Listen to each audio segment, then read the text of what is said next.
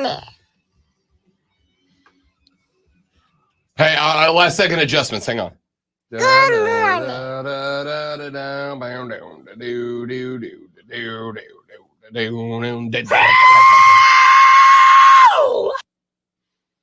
That dude's still goated. That guy's still the best media interview maybe ever. Hey, look, I'm Brandon. You know, it's you know, there's just there's I felt amazing for a moment, and then you fixed it. Ladies and gentlemen, boys, girls, children of all ages, the Rob Brown Radio program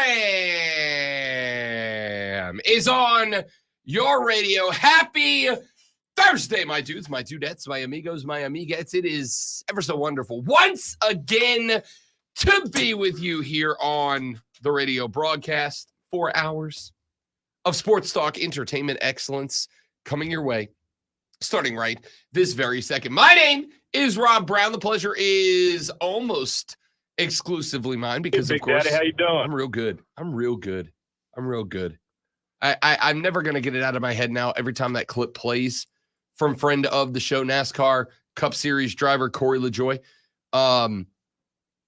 that man watched me make the biggest ass out of myself in real life. It's going to haunt me for you. It still does, by the way. And I want you to know, for those of you that missed the NASCAR stock car story from, what was it, last week, this week? I don't even know anymore. It was last week. I've bleached it from my memory to the best of my ability.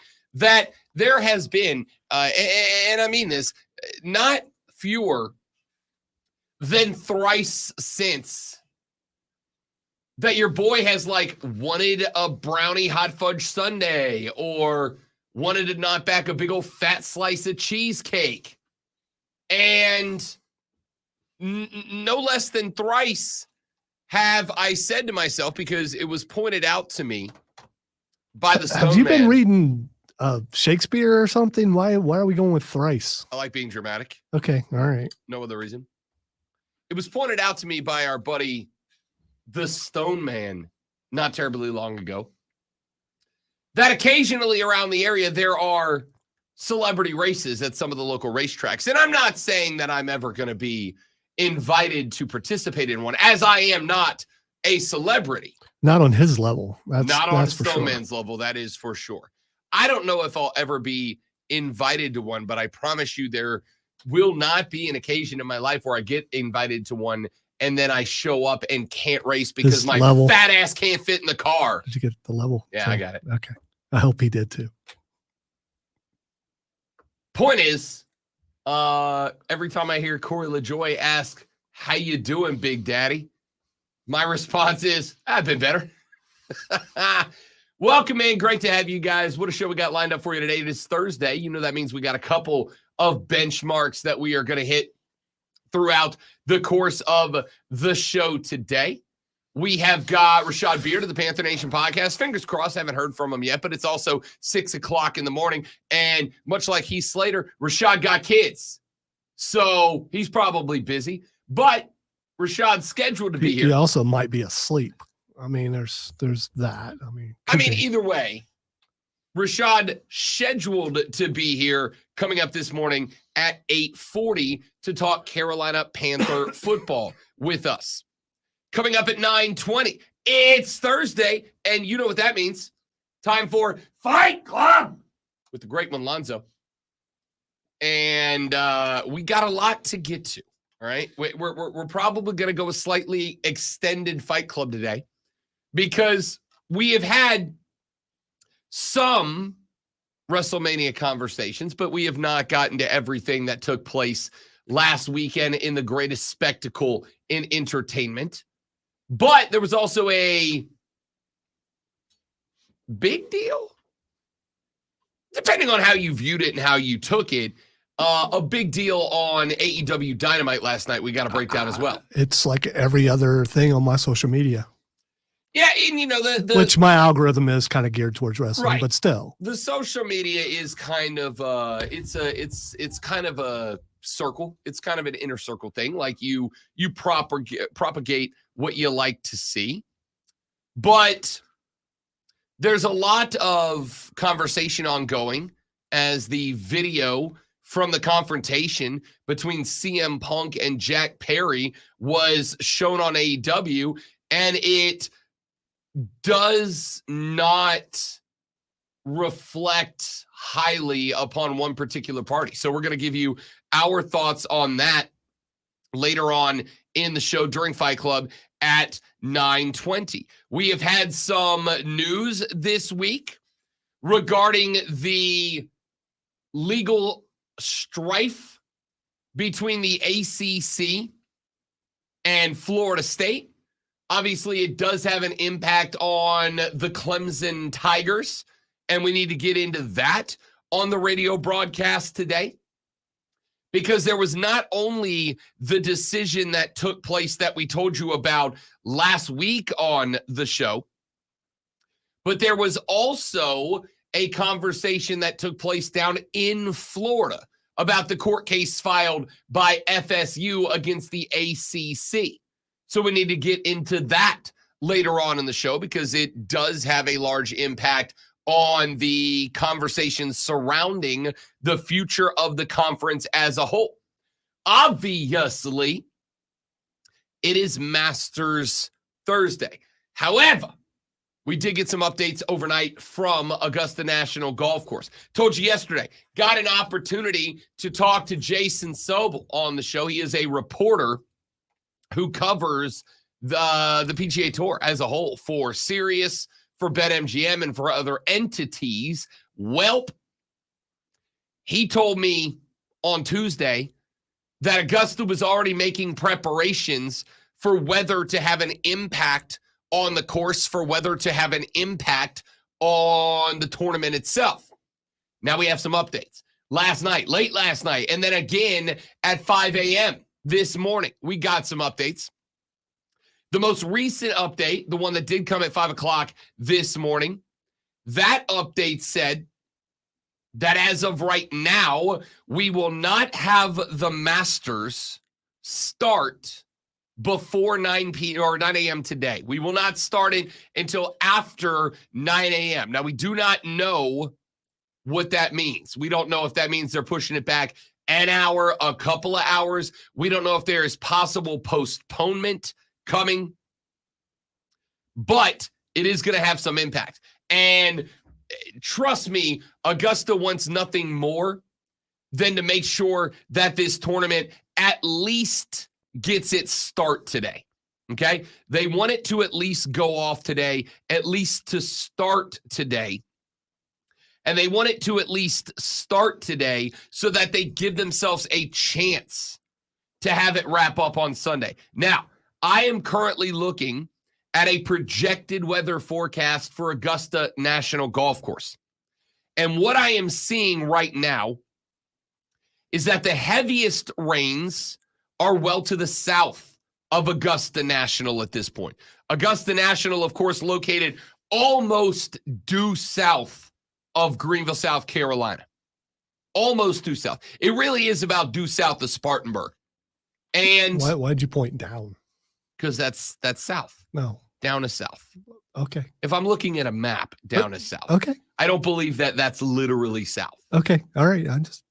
So on the map, you stand in Spartanburg, you go due south, you're at Augusta National Golf Course.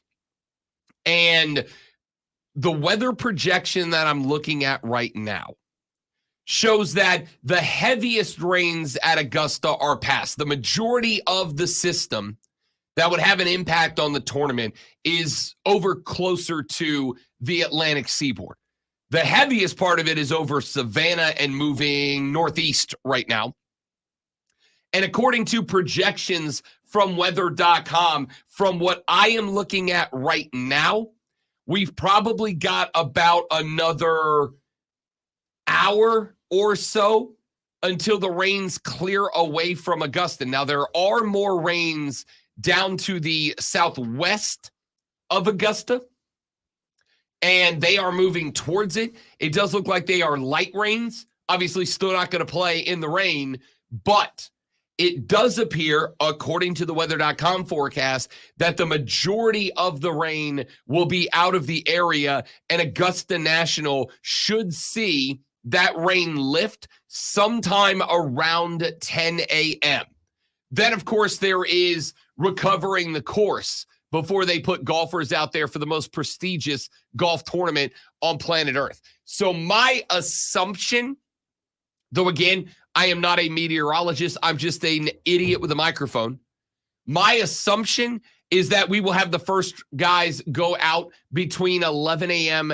and noon. That'll give the boys of Augusta National about an hour to 2 hours to straighten up the course. I don't know how much work they'll need to do. I will say that the overnight weather was worse than the weather that is rolling through right now. The overnight weather was where the wind was going to come from. Obviously, after what happened last year, where a tree fell at Augusta National, it was very close to hitting some patrons. They're not going to take any risks this year. They're not going to take any chances. So, fingers crossed we'll get this thing kicked off later on this afternoon. And I'll give you updates as Augusta releases them. The most recent one was about an hour and 15 minutes ago when they said that the first tee times will not be before 9 o'clock. I am telling you now, it's going to be well after 9 o'clock.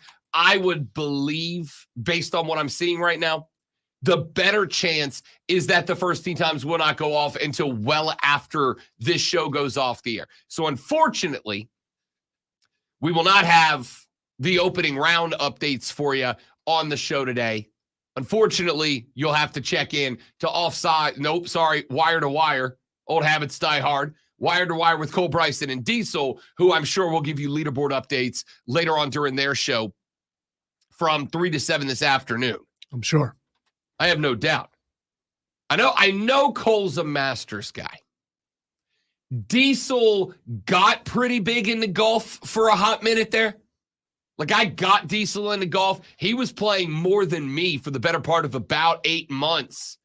And then I haven't heard if he's still playing. I don't know if he's into it or not. And I don't know if Augusta is on his radar. I mean, I'm sure it's on his radar because he's a sports talk radio host.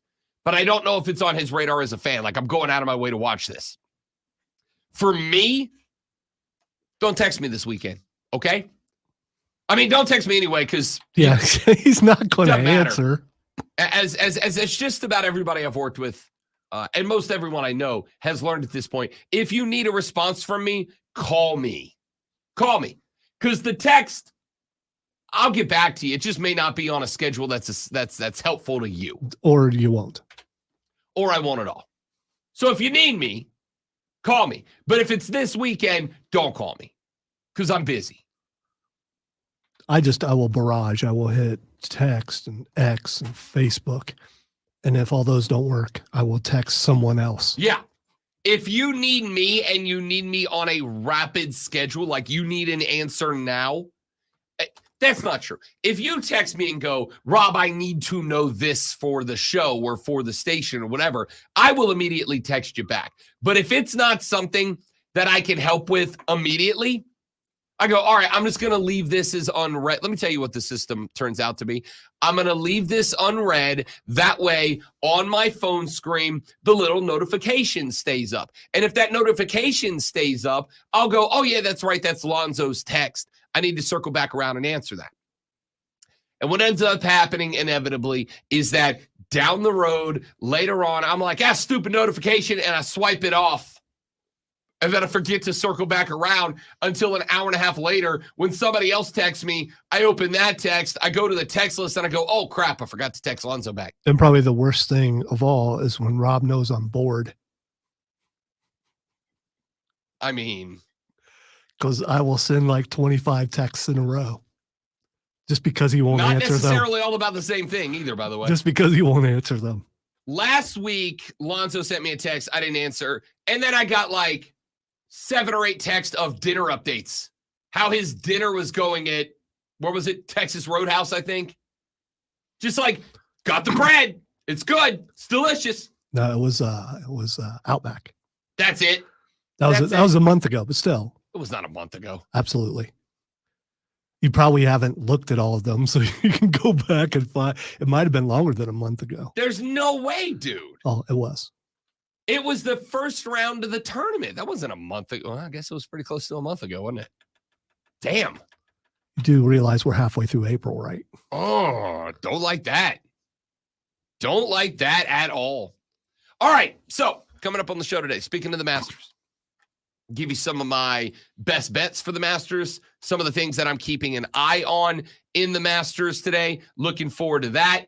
We'll talk, obviously, some college football with the updates to the FSU ACC lawsuit in Tallahassee. We got the update earlier this week about the lawsuit in North Carolina. We'll get an update on the one in Tallahassee coming up in a little while. We'll talk some NBA basketball as the play-in tournament is upon us. Most teams have 1 or 2 games left on the schedule. So we'll take a look at who's in, who's out, who's going to be playing in, and who's going to be playing off. And we'll get to that coming up in a little while. Braves game yesterday delayed due to rain in Atlanta. Stop me if you've heard this one before. They will make that game up in September. The Bravos are scheduled today to take on the Mets in an afternoon game. So we'll take a look at that one and see where that goes. A lot of stuff to get to, a lot of stuff to talk about, a lot we need to address, and we will. My name is Rob Brown. The great one Lonzo is on the ones and twos this morning. Keeping an eye on the weather at Augusta. We'll give you updates as they come out, but we got a lot more to talk about besides golf on the Rob Brown Show and the Fan Upstate.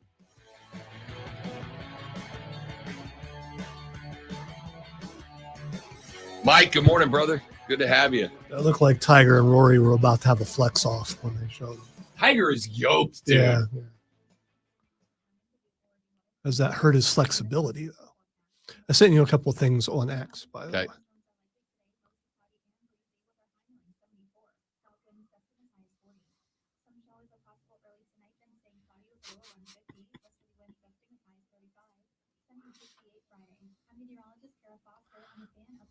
Malachi Black studying the Wembley footage, so he knows exactly what to do to get fired.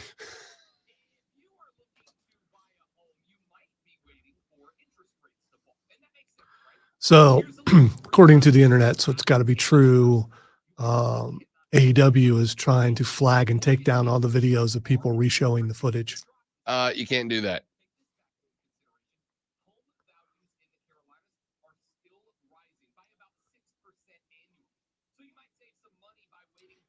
You made the decision to show it. Now you got to roll with it.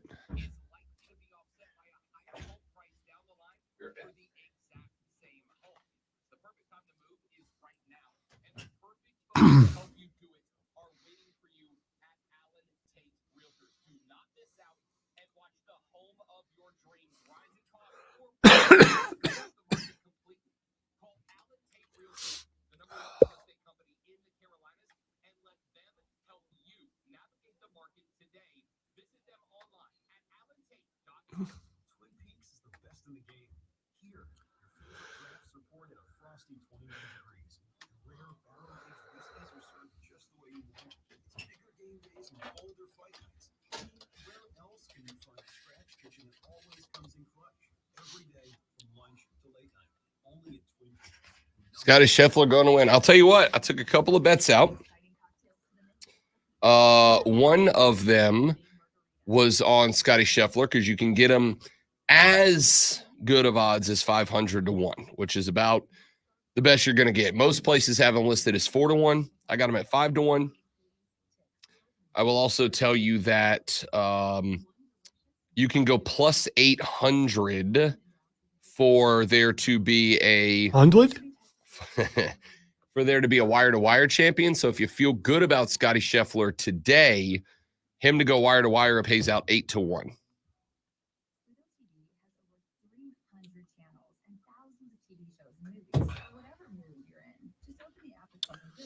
One of the things I sent you was a side-by-side of Tony Schiavone.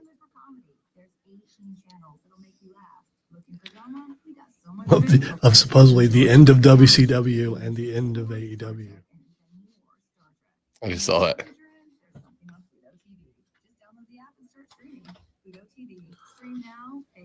Sponsored by eBay Motors. eBay Motors is here for the ride with the parts you need at the prices you want. And with eBay Guaranteed Fit, they're guaranteed to fit your ride the first time, every time, or your money back. Keep your ride or die alive at ebaymotors.com. Eligible items only, exclusions apply. Take control of your listening experience with Rewind on the Odyssey app. Missed a jaw-dropping moment? No worries. Odyssey app. With Rewind, you can relive good moments from Rob Brown, Shane Rome, and more. Don't miss a beat. Just hit Rewind with the Odyssey app on the Fan Upstate. Talk to Robin Lonzo. Call 844-FAN-PHONE.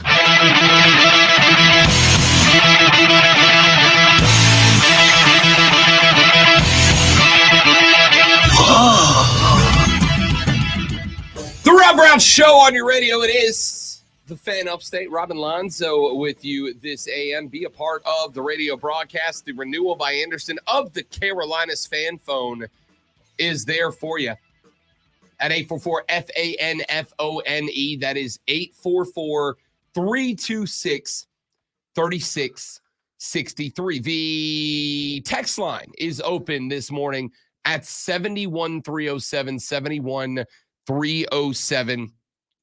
If you want to jump on board in that method, you are welcome to do it.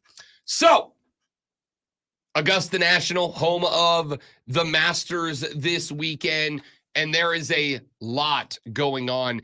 I am really interested. I talked earlier this week about the fact that I feel like now the Live Tour split is doing damage. And I don't mean to the PGA Tour, and I don't mean to the Live Tour. I mean to golf itself, because it has created an issue with both leagues.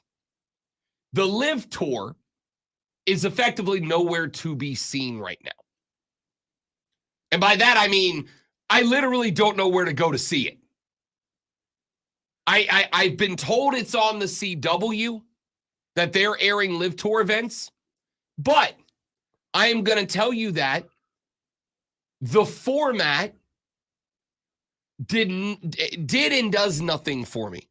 54-hole events, 3-round events, shotgun starts, a team format. I am all for trying new stuff. I am all for trying gimmicks. I'm all for trying format updates. I'm all for trying these things. The problem is, I don't feel as if these updates worked.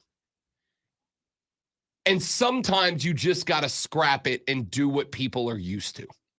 Change is difficult for most people.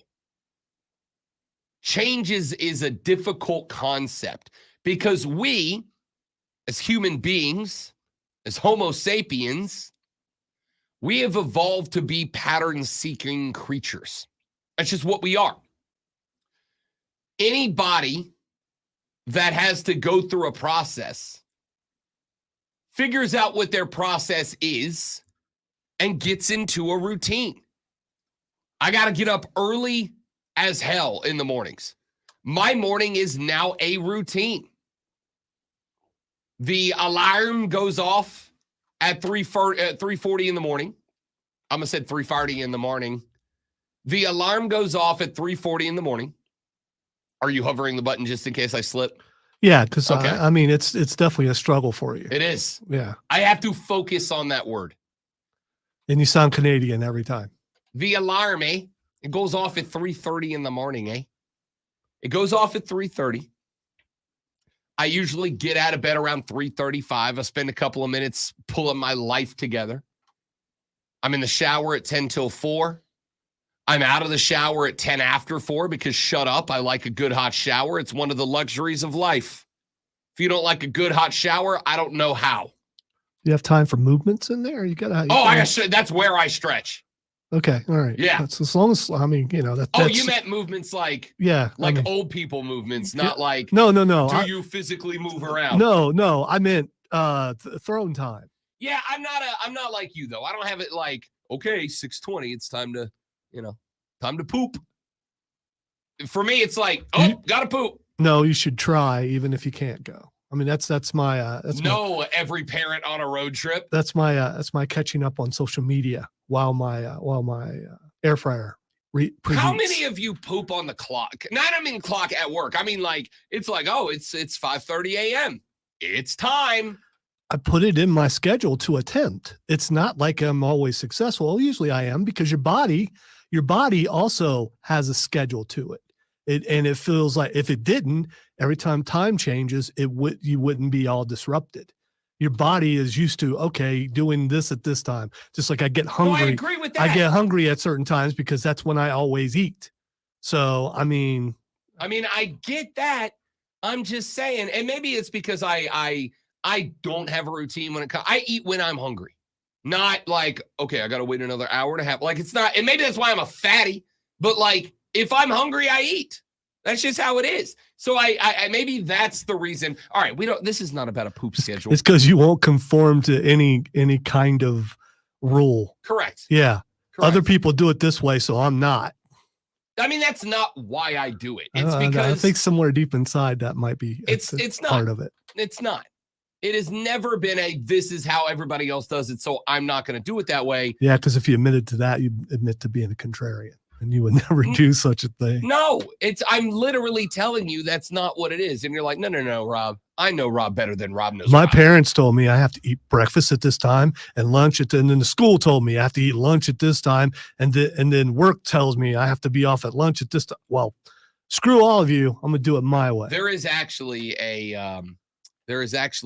a philosophical principle for people that are night people like me. I'm a night person. I'm in the worst job ever for a night person, but I'm 100% a night person.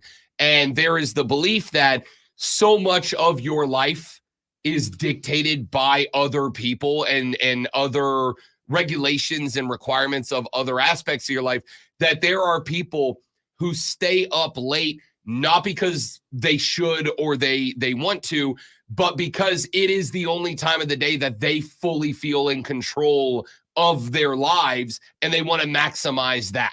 And I 100% subscribe to that. Because there's no one to make you conform to. Correct. Because it's nighttime and most people are It's asleep. not conform. It's not conform. I choose to do this job. I choose to do this show. I choose to live this life. But in choosing the life, yes, I have to be here at a certain time. I have to be on the air for a certain amount of times. I then have certain things I have to do after the show, off the air for certain times. And then when I get home, I choose to be in a relationship with someone that I love. But as a consequence of that, there are certain things that I have to do. I have to do stuff around the house. I have to help out with this, that, and the other. And so when she goes to bed at 8 o'clock and I go into the bro cave, because she 100% is on a I'm in bed at 8:30 schedule. When I go back in the bro cave, it is the couple of hours a day where I'm in charge of me. I get to decide, all right, am I watching basketball? Am I playing video games? Am I playing guitar? Like, what am I doing? It's up to me. And I'm going to maximize that because it's the only time of my day where I'm in control.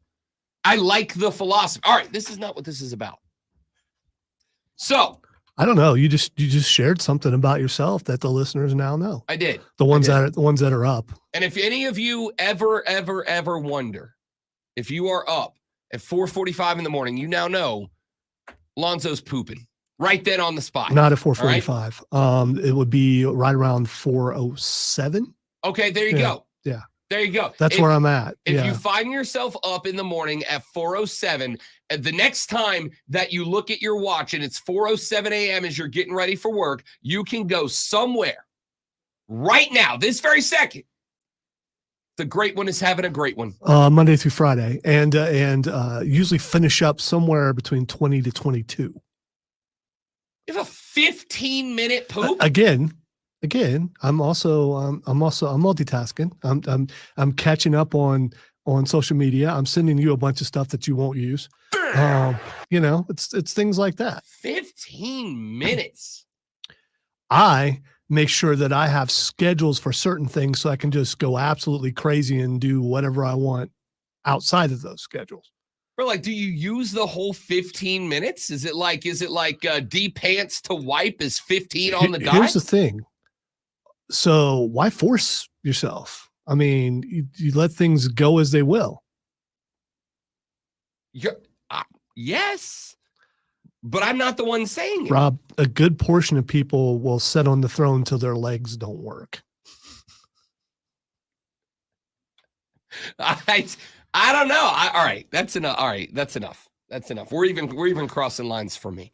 All right. Point here is people have a pattern. They like, I'm going to regret using this word, regularity. All right. They like their routine. And it is okay to shift routines, but I think it's something you have to do gradually. For instance, when we move from the early morning to the early morning, the shift in routine to waking up at 3:45 in the morning was a shock. It took me a while. Even though I had done it in the past, I had gotten so comfortable in the 9 to noon time slot routine that the jump to, no, you don't get up at 6 a.m. anymore. You are now way at work at 6 a.m. It was a shock to the system. It took me a while to calculate the exact amount of time I'm going to get to sleep before I get up to get here at the time I want to get here. I'll be real. I'm still not used to it. Took me a week. Yeah. And then I had everything down. So. I'm still in a weird spot about it. So when it came to the Live Tour, as we come full circle back around. Hey, speaking of poop, when it comes to the Live Tour, way to remember and find your way back. I need you to know the brain was cooking for a minute. I'm like, all right, where were we? Got it. When it comes to the Live Tour, they tried something new. That something new did not stick with golf fans. I think it was because it was such a shock. And again, I don't care about the guys wearing shorts on tour. I don't care. I don't care about the shotgun start. That doesn't bother me. It's more along the lines of just the format of a shorter golf tournament that leads to, in my opinion, less drama down the stretch. They're playing at golf courses that I am not super familiar with. When I watch Augusta and they go, here's Rory McIlroy. He trails the leaders by 3 strokes as he enters Amen Corner. I know Amen Corner. I've been watching Amen Corner since I was literally a child. I know this course. I know where the tough shots are. I know what happens if he slices or fades off the box. I know where the next right and the next wrong shot are. And I can predict and enjoy and be involved with that. When these guys on Live Tour are playing over in Dubai, I don't know a damn thing about it. So there's no place. Somebody once pointed out that the things we like the most are things we can interject ourselves into. Everything's wrestling. Who are the most over megastars of all time? People who have lives that we kind of wish we could have. We all kind of wish we could be Ric Flair and be a limousine riding, jet flying, Rolex wearing son of a gun. We all kind of wish, at least not me, but like at least a lot of us wish we could be stone cold and hit our boss in the head with a hospital bedpan. It's people we connect to, people we can see ourselves in. We like things we can inject ourselves into. Why do we like video games? Because we're like, dude, wouldn't it be dope if? I wish I could do this. These are all things we connect to. I can't connect with the guys on the Live Tour. I think part of it is probably the lizard brain in the back of the head going, they're making so much money doing this versus the PGA Tour where it really felt, even though it wasn't, because everybody on the PGA Tour is doing it for money too, but it always felt like with the PGA Tour, it was guys who love golf. With the Live Tour, it's not. It feels like guys that were willing to blow up golf for millions upon millions of dollars. I want it. I would do the same thing, but I can't put myself into that mind space. and then you change the format of everything I love, and then you play it on courses I've never heard of before, it separates me from a sport that I love. It separates me from athletes that in their old lives, I kind of felt like I knew. I was always a Bubba Watson guy because Bubba's from where I'm from. He's from Baghdad, Florida. That's 20 minutes outside of Pensacola. I always kind of felt like I kind of connected with Bubba. And then Bubba took Live Tour stuff, and it's like, I got nothing in common with this guy, even though we're from the same place. I got nothing from this guy. So I'm interested to see, to segue to where I was ultimately going with this.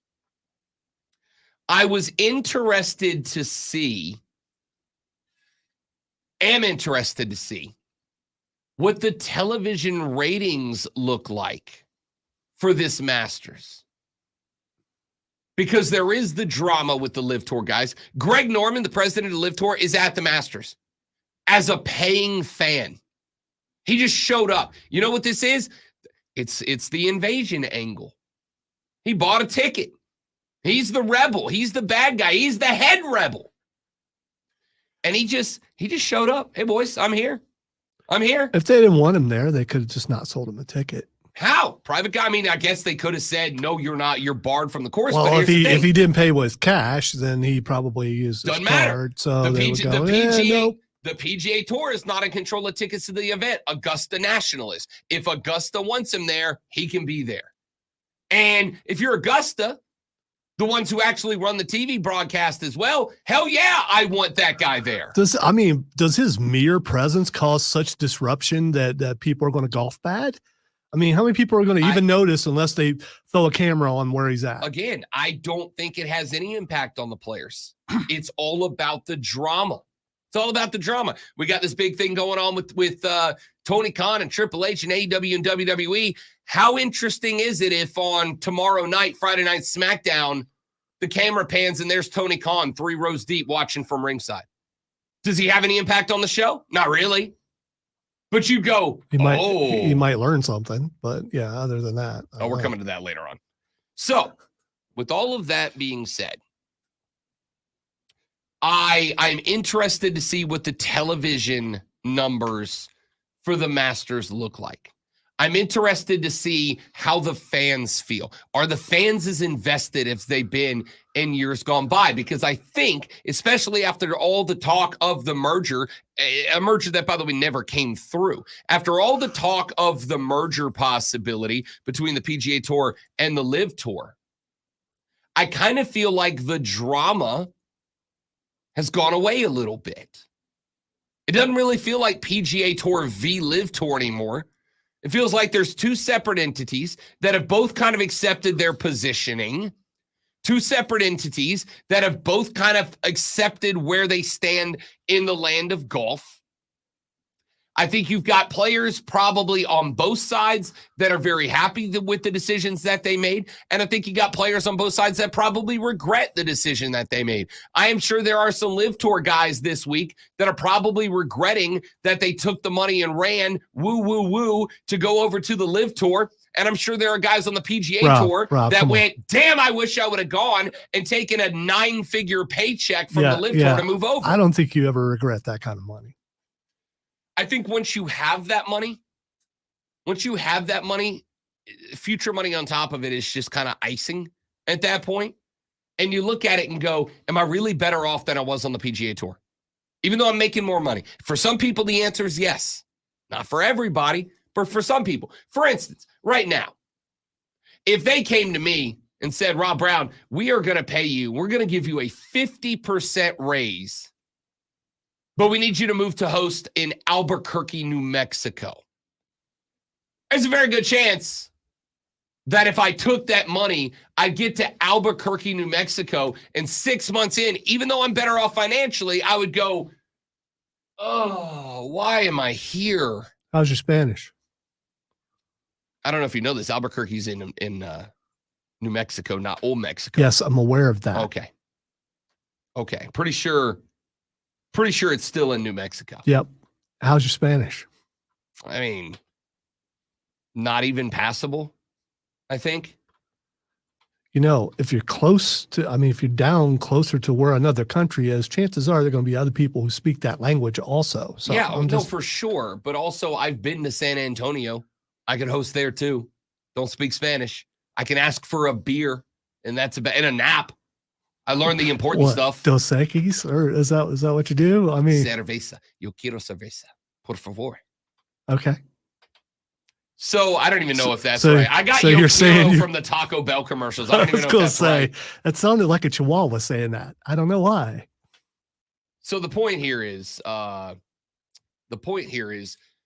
this Masters, I think, every Masters is important to golf, without a doubt.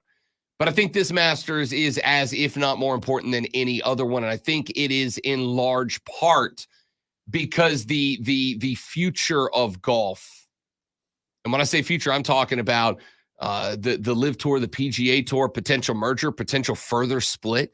I think all of this can and will be impacted by what we as Americans do. The ratings are going to be fine because there's no matter what's happening with the PGA Tour and the LIV Tour, I'm watching the Big Four. I'm watching the Big Four. I'm watching TPC. I'm watching the Open Championship. I'm watching the Masters.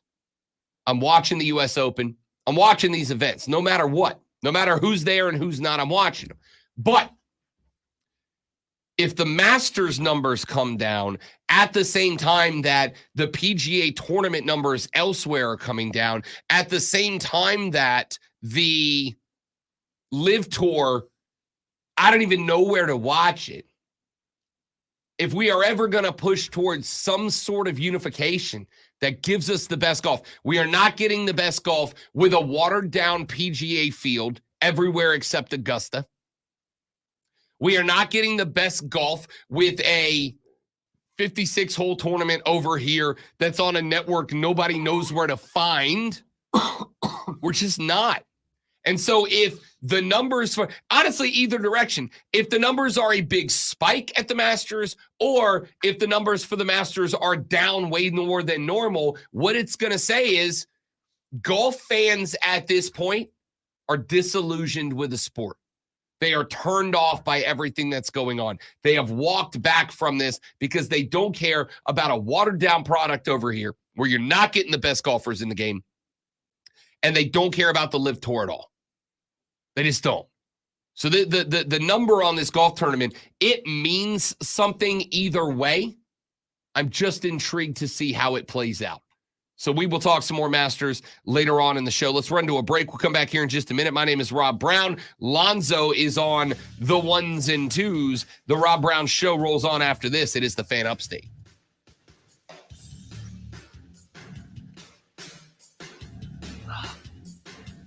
Will you throw me in queue real quick so I can listen to this Osprey thing?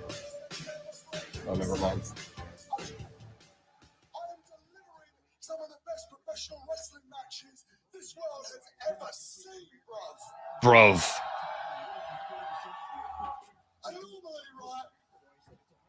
normally I wouldn't rise to this type of bait. But seeing as the guy that said it is only in the position he's in because he was grinding on the boss's daughter.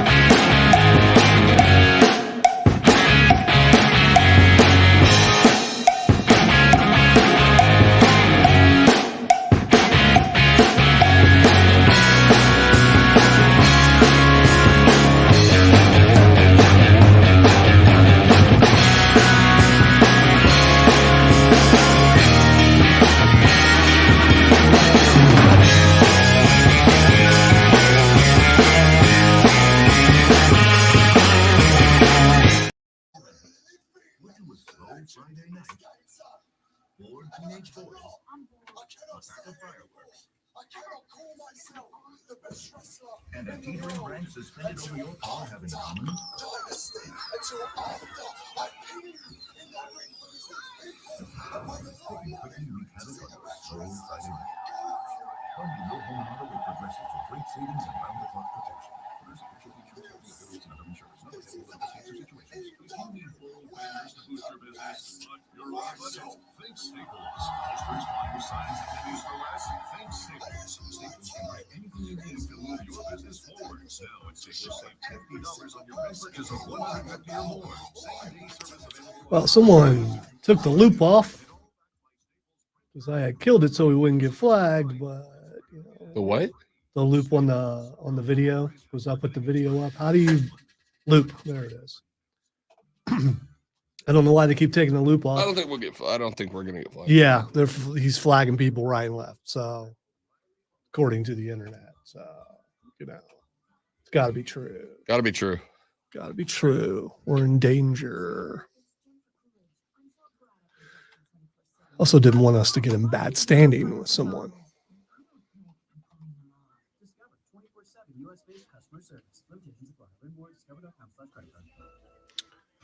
So I heard Triple H say what he was saying about the grind thing, but I didn't know who he was talking about.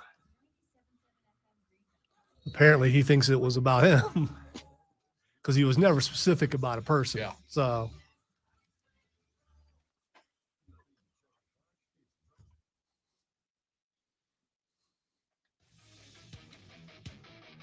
The Rob Brown Show carries on. It is the Fan Upstate. I am Rob Brown, the great one Lonzo, with you here as well on a Thursday AM. Yesterday, we got a little bit into the draft, and we were talking about what teams could be trading up for a quarterback, what teams could be trading down to get away from a quarterback and pick up some stock. We went back and forth. Yesterday afternoon, I was filling on the BetQL network alongside Nick Costos on You Better You Bet. And I got the opportunity to have a conversation, great one, with Brian Baldinger, Odyssey insider, former NFL player, draft analyst. And we were going back and forth and having some fun with Baldy, and we were giving our thoughts on different players and getting his perspective on them and giving our thoughts on specific teams and getting his thoughts on what their draft future might look like. And the conversation came up about the top three quarterbacks. The conversation came up about Caleb Williams, about Jaden Daniels, and about Drake May. And Brian Baldinger, NFL analyst, expert, and insider from Odyssey and the NFL Network and a bunch of other outlets, Baldy said, Rob Brown, first off, you are very, very handsome and clearly no ball. Wow. It was, honestly, I blushed. Did you clip that? It was incredible. I didn't. I should have. Wow. So there's no way I could go back you'll and just have to take my word find for it that. that he said it. Okay, because, you know, I would love to go back and find that. He said, Rob Brown, not only are you handsome and do you know ball like no other. He said, but I do have to push back on one thing. And I was not prepared because my thought was, what are you pushing back on? I just asked you to rank the top three quarterbacks, Caleb Williams, Jaden Daniels, and Drake May. And he said, can I tell you what I've been hearing from NFL circles? And I said, you're Brian Baldinger. Of course you can, Baldy. That's where this is an interview. We ask you questions and you tell us your thoughts. And he said, good, Rob Brown, here's my thought. He said, you aren't going to like it. Nick Costos, you're not going to like it. The overwhelming majority of your audience is not going to like it. He said, do not be shocked if Drake May is not the third quarterback taken off the board. And I went, okay. I mean, I don't know that I would be shocked because I was thinking about Michael Penix Jr. I was thinking about Bo Nix. And I thought it might be a bit of a stretch. But in my head, it said somebody's going to trade up to 3 to start the run of wide receiver. Somebody's going to trade up to 3 to get Marvin Harrison Jr. Maybe there's not any moves that get made. Somebody a little bit lower in the draft. What's your setup here, Baldy? And he said, right now, around NFL circles, in a statement that made me question very briefly my own sanity, he said, there are a lot of teams who currently believe that the third best quarterback on the board is, and based on the setup of this conversation, Lonzo, who do you think Baldy said the third best quarterback on the board is? J.J. McCarthy. J.J. bleeping McCarthy. Now, Baldy's a good dude. He is a certified knower of ball. He is a guy that gets it right more than he gets it wrong, in my opinion. It was everything I had in me not to tell Nate Costos, end this interview right now. Get me off the radio. I can't deal with this. You're telling me J.J. McCarthy over Drake May. And he said, let me tell you why. I said, okay.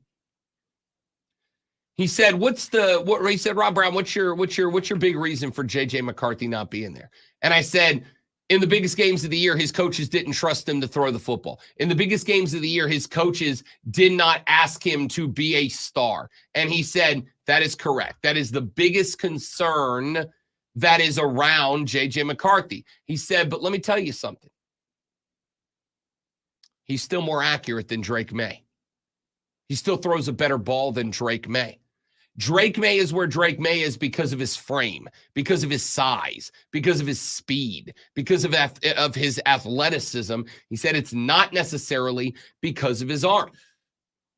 He said Drake May, had he not had the year that he had in 2022, based on his year of 2023, would be a 4th or 5th round guy. He said, but they're going, all right, he did it back in 2022. He said that doing it when you're not on the map is one thing. Doing it the next year after you place yourself on the map, run it back. Doing it a second time, that's hard. That's what a pro caliber quarterback does. And Drake May did not do it. The numbers not just weren't the same, but they were statistically way less good. He said with J.J. McCarthy, you know what you're getting. You're getting a game manager style quarterback, but you're getting a game manager style quarterback with a more accurate football, with a more consistent football. And I said, but Baldy, I just told you, the coaches at Michigan didn't trust him.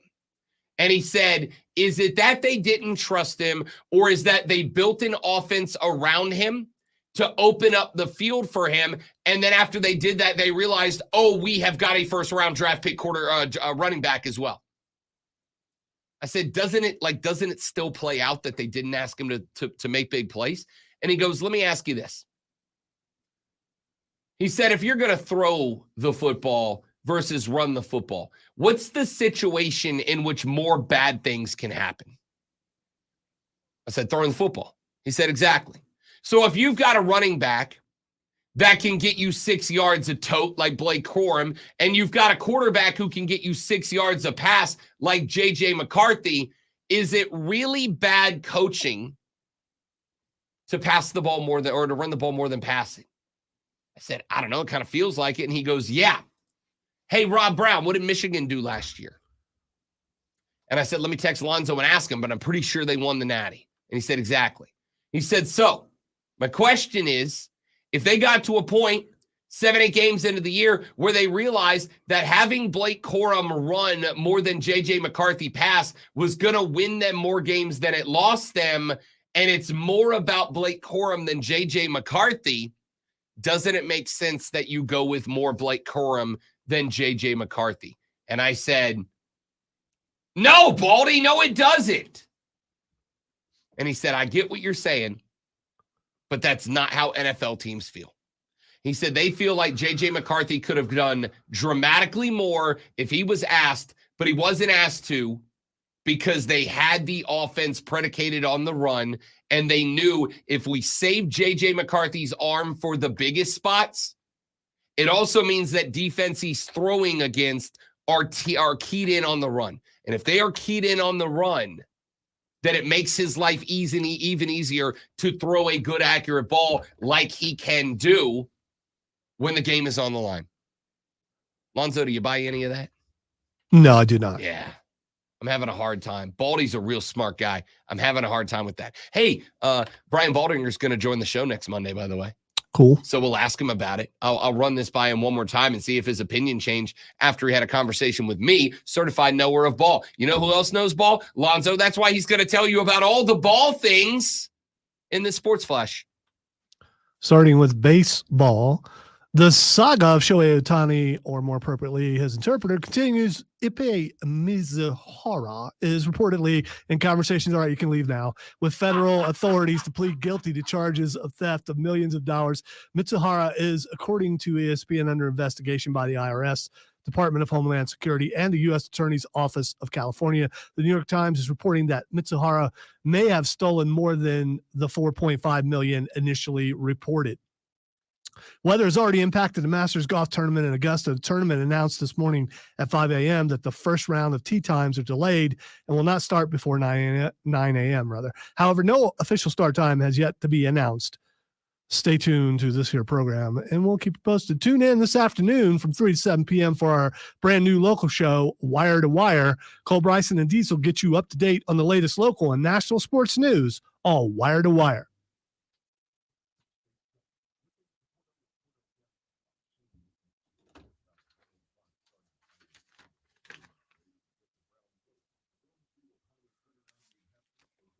The Cordell and Cordell Jam Cam.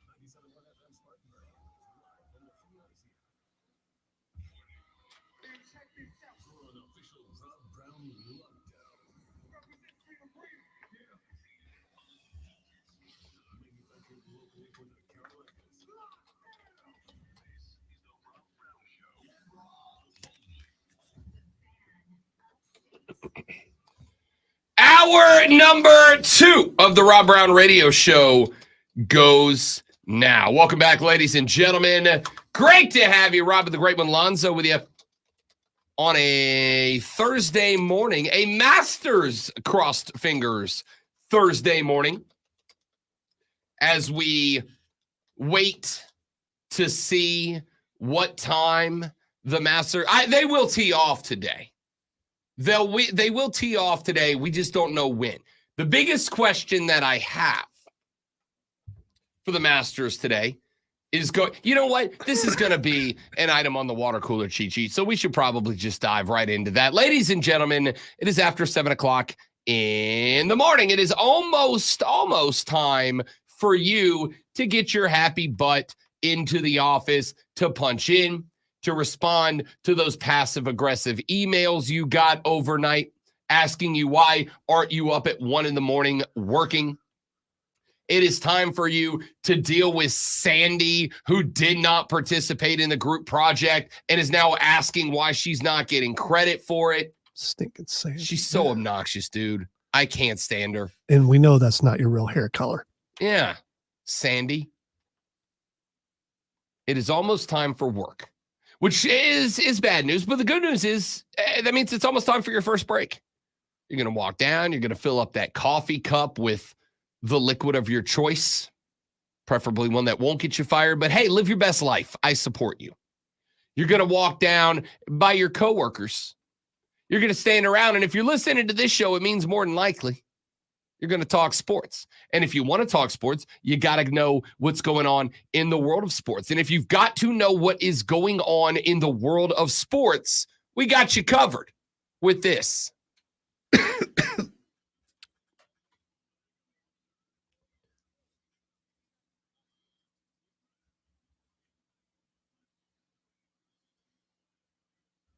No kind of Sandy, you're wrong.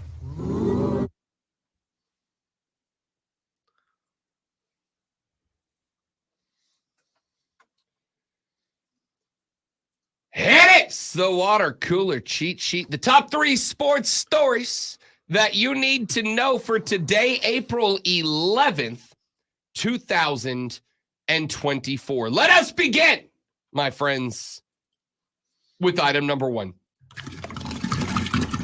Item number 1 is where I was going just mere minutes ago. And then I thought, oh, well, this is item number 1. I should probably just start the water cooler cheat sheet. And, well, here we are. The start to the Masters at Augusta National Golf Course is currently delayed. How long? That's a wonderful question. We don't know yet. What we do know is that at 5 a.m., there was an update from the Masters. The tournament update was that the public parking and gates would not open before 9 a.m. and that the first players off the tee would not strike a golf ball until after 9 a.m. How late? We don't know yet. The tournament is going to try to at least get most of the first round off the tee and underway. As I mentioned earlier, that is in large part because of the desire to make sure that the championship round still takes place on Thursday. There's good news and there's bad news. The good news is that if you look at the weather.com satellite imagery up till now, and then the predicted storm path after now, it does appear like most of the rain is scheduled to clear out of the area around 10 o'clock in the morning. Obviously, you've got to factor in some time for the tournament course management to get out there and fix up anything that needs to be fixed up, to remove any standing water that is in high traffic areas of shots, and to help get the greens dried up. Now, the Masters does have subterranean green drying systems underneath their greens, so that won't be as big of a deal as it might be in other courses. However, it is still a process that they will have to go through. The bad news is that despite the fact that predicted rainfall in the area should let up around 10 to 11 a.m. this morning, CNN Weather is projecting that showers and storms are forecast up to as late as 2 o'clock this afternoon. Now, if it gets to be 2 in the afternoon and they can't play yet, that's when I think you could see the first round postponed until tomorrow, which of course would mean that we will have a Masters Championship Monday, not Sunday. If they can get enough guys out on the course today, even if a chunk of them do not finish, if they can create a world in which maybe 30% of the field has to go off at butt crack of dawn tomorrow morning to get the end of their first round in, to then head back to the clubhouse, have a turn dog and a brewski, as professional athletes like myself do, and then roll back out in the afternoon to shoot their second 18, then that is what they'll do. Because again, getting these guys out on Monday is still the on Sunday is still the preferred course of action. So we'll see how this plays out. Like I mentioned, the update from 5 a.m. was that the first round will not begin before 9 a.m. I suspect that is, by the way, 1 hour after it was originally scheduled to start. I have wagered, based on what I've looked at so far this morning, the most likely result is that we will probably see first golfers going off around noon. That's my guess. That is not official. That is speculation from me. That is based on the predicted forecast, based on what the satellite looks like right now, adding in an hour to 2 hours to get the course ready for play. Because there is one thing the Masters cares about more than anything else, and that is the mystique, the magic that is translated through the television broadcast. And they are not going to want to show that course with standing water around it. They don't want to have that look out there in public. So we'll see what happens. We'll see where it goes. But as of right now, no earlier than 9 a.m. My guess is going to be probably closer to noon. We'll keep you updated as we get those updates moving forward. Let's get to item number 2. As Ted Lasso once said, as May in the show Ted Lasso once said, it's the hope that kills you. And sports are a wonderful place for hope. Sports are a place that provides you with tons of hope. Sports are a place where hope runs wild, brother. I find myself in a tough spot because on one hand, the Charlotte Hornets aren't good. The problem is I suddenly have hope. The Hornets last night knocked off Trae Young and the Atlanta Hawks 115-114. That included outscoring the Hawks by 16 in the fourth quarter, 38-22. That led them to a 1-point victory. The hope for me comes in the name Brandon Miller. The hope for me comes in the name of a former Alabama Crimson Tider. 27 points on 9 of 17 from the floor, 5 of 11 deep, and going a perfect 4 for 4 from the stripe. He also had 3 boards, a couple of assists, and just 1 turnover on the evening. Brandon Miller can ball. Brandon Miller can play. And there's really no spot on the floor, with the exception of directly underneath the rim, that Brandon Miller can't score from. I loved watching this kid play last night. I have enjoyed watching Brandon Miller play the last couple of games because without LaMelo Ball, Brandon Miller has started to get much more comfortable in his role as a shooting forward. He has started to get much more comfortable handling the basketball. He has started to get much more comfortable working the ball into and out of different positions on the floor. I have told you already, I got a lot of hope for the future of this franchise. It comes in the form of having a very young core, a core that I have watched the last couple of games post LaMelo Ball really start to gel around each other. Miles Bridges, Brandon Miller is in that mix. Grant Williams, acquired from Boston, is only 25 years old. He is in that mix. You add LaMelo back. You let Brandon Miller keep balling out. You let Grant, a Charlotte guy, continue to be a guy. And then you add in the fact that this team has got a war chest of first-round picks over the next couple of years, acquired via trades around the league. And all of a sudden, I have hope that there might be good basketball in Charlotte. This team, I think, has done a real good job. Got to get the head coaching search right. Got to find somebody who clicks with the youngins, with the Utes. But I like the direction that they are pointed in right now. And Brandon Miller put that on full display last night with a win over a returning Trae Young. Trae had his double-double in that game. The question is, can you overcome that? And the answer last night for Charlotte was, you're damn right you can. I love it. Let's get to item number 3.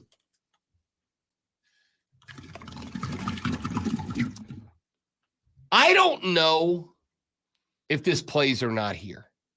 I don't know if this matters around here or not, but it is an interesting and intriguing story to me. Yesterday, John Calipari was officially introduced as the new head coach of the Arkansas Razorbacks. Of course, he leaves Kentucky behind. He takes a decreased salary to be the HC and replace Eric Musselman in Arkansas. Calipari said, and I quote, "Kentucky is the bluest of blue. There's only a few schools like that, and I hate to tell you, Arkansas is one of them." Yes, we all know the historic contributions to college basketball of the Arkansas Razorbacks. Calipari makes a move over to get out of Kentucky. Does this story matter to y'all? And the reason I ask this question is not so much about Kentucky or John Cal or Arkansas or Eric Musselman and USC, where he is coaching now. The reason I ask is because this is a big story in basketball markets.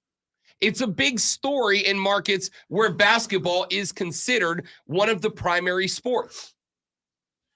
And I'm wondering, after the success of Brad Brownell and the Clemson Tiger basketball team this year, after the success of Lamont Paris and the South Carolina Gamecock basketball program this year, after the success of Bob Ritchie and the Furman Paladin basketball program over the past couple of years,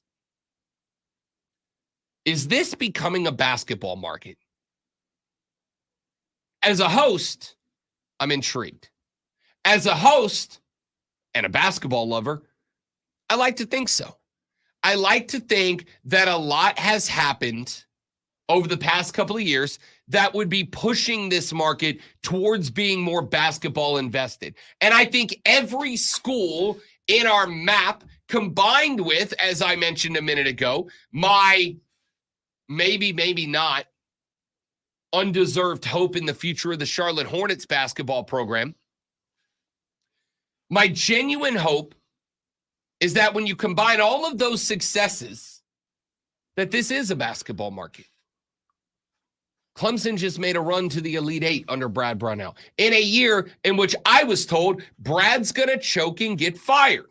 He ultimately lost to Alabama, a Final Four team.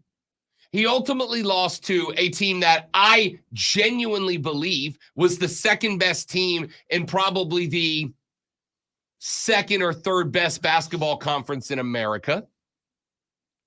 It was a good game. It wasn't like they got racked in that game. That wasn't a choke. That was just a loss to a good team. South Carolina, yeah, you got bounced in the first round by Oregon, which I told you, don't be surprised if it happens. It's a good Pac-12 team. In the swan song of that conference, they had a little extra motivation to try to carry the Pac-12 flag further into that tournament. It's a good Oregon team. You got bumped in the first round, but you got bumped. I don't know if you heard this before. South Carolina was projected to finish last in the conference. They did not. They finished T2 in the conference. Recruiting looks like it's going very well for this basketball program. I'm intrigued to see what the portal looks like for this basketball program. A lot of success for all of the schools and the franchises within our market. Will that do anything to push basketball forward? Will that do anything to make basketball more popular in the area? Will that do anything to create a world where next year when the season tips off, Rob Brown is going to get more text and phone calls and emails and tweets from people going, hey, can we get some basketball updates? Can we get some basketball news and information? I hope it does. I hope it does, because I've told y'all, I think you lean into this. By the way, I didn't even mention Don Staley winning a damn national championship a few days ago. I hope that with all those things combined, Probably should have led with that. I probably should have led with that. I hope with all those things combined that it does help force this area to move closer to basketball. But I am asking y'all now, does the success of Clemson hoops, of South Carolina hoops, men's and women's, of the Charlotte Hornets, of the Atlanta Hawks, who will be a play-in team, does the success of Furman Paladins under Bob Ritchie, does the success of every school and franchise within our little coverage map, does it turn you on to basketball more? Because let's call a spade a spade. I understand we're in a football market. Daddy ain't dumb. Mama didn't raise no fool. I understand that we are in a football market for sure. I would never say anything to the controversy, to the contrary, which would cause controversy. I would never say anything to the contrary. But my question is, if we're being legit, the Panthers are bad. I think they'll be better, but they're bad. The Clemson Tigers have disappointed their fans 2 years in a row. South Carolina failed to make a bowl game. With the exception of Furman, every other team in the area has not been good lately. So I'm wondering if that will lead to a transition to not a market in which basketball takes over football, because that's just never going to happen, but a market in which next year you guys are more apt for more basketball coverage. I'm very curious. Nah. Did you see Cole was at the spring game for Clemson and how many people were there? People are ready for college football and for the NFL to be back. Oh, for sure. Again, I am not asking if this is going to create a world where basketball overtakes football. Obviously, it's not. Again, I'm not an idiot. What I'm asking is, does this create a world in which basketball elevates itself in the echelon of topics that we cover on this station, of topics that are covered by the TV market, by the TV stations in the market? Is this something that next year, because I agree, I do not think for a second college basketball, certainly not the NBA, is going to overcome college football. But does it show up more next year? Because there's a lot of great basketball in the area. All right, let's take a break. We'll come back here in just a minute. Rashad Beard scheduled to join us at 8:40 this morning. Still on the lookout for him. We'll let you know if we get him locked in. 9:20, it's Fight Club. 8:20, we're going to go clock in and lock in. Haven't done that for a while. Ordinarily, that's a Friday segment, but we're going to do it on a Thursday. I'll give you my best and most favoritist bets for Masters weekend. That's all coming up on the Rob Brown Show and the Fan Upstate.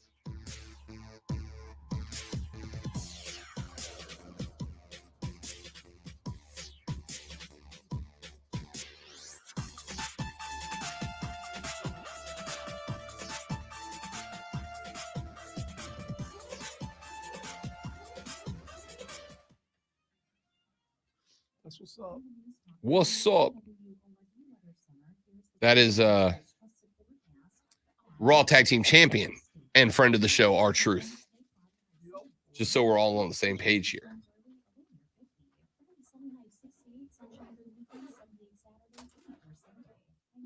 I'd like to be on a page that has no pain, please.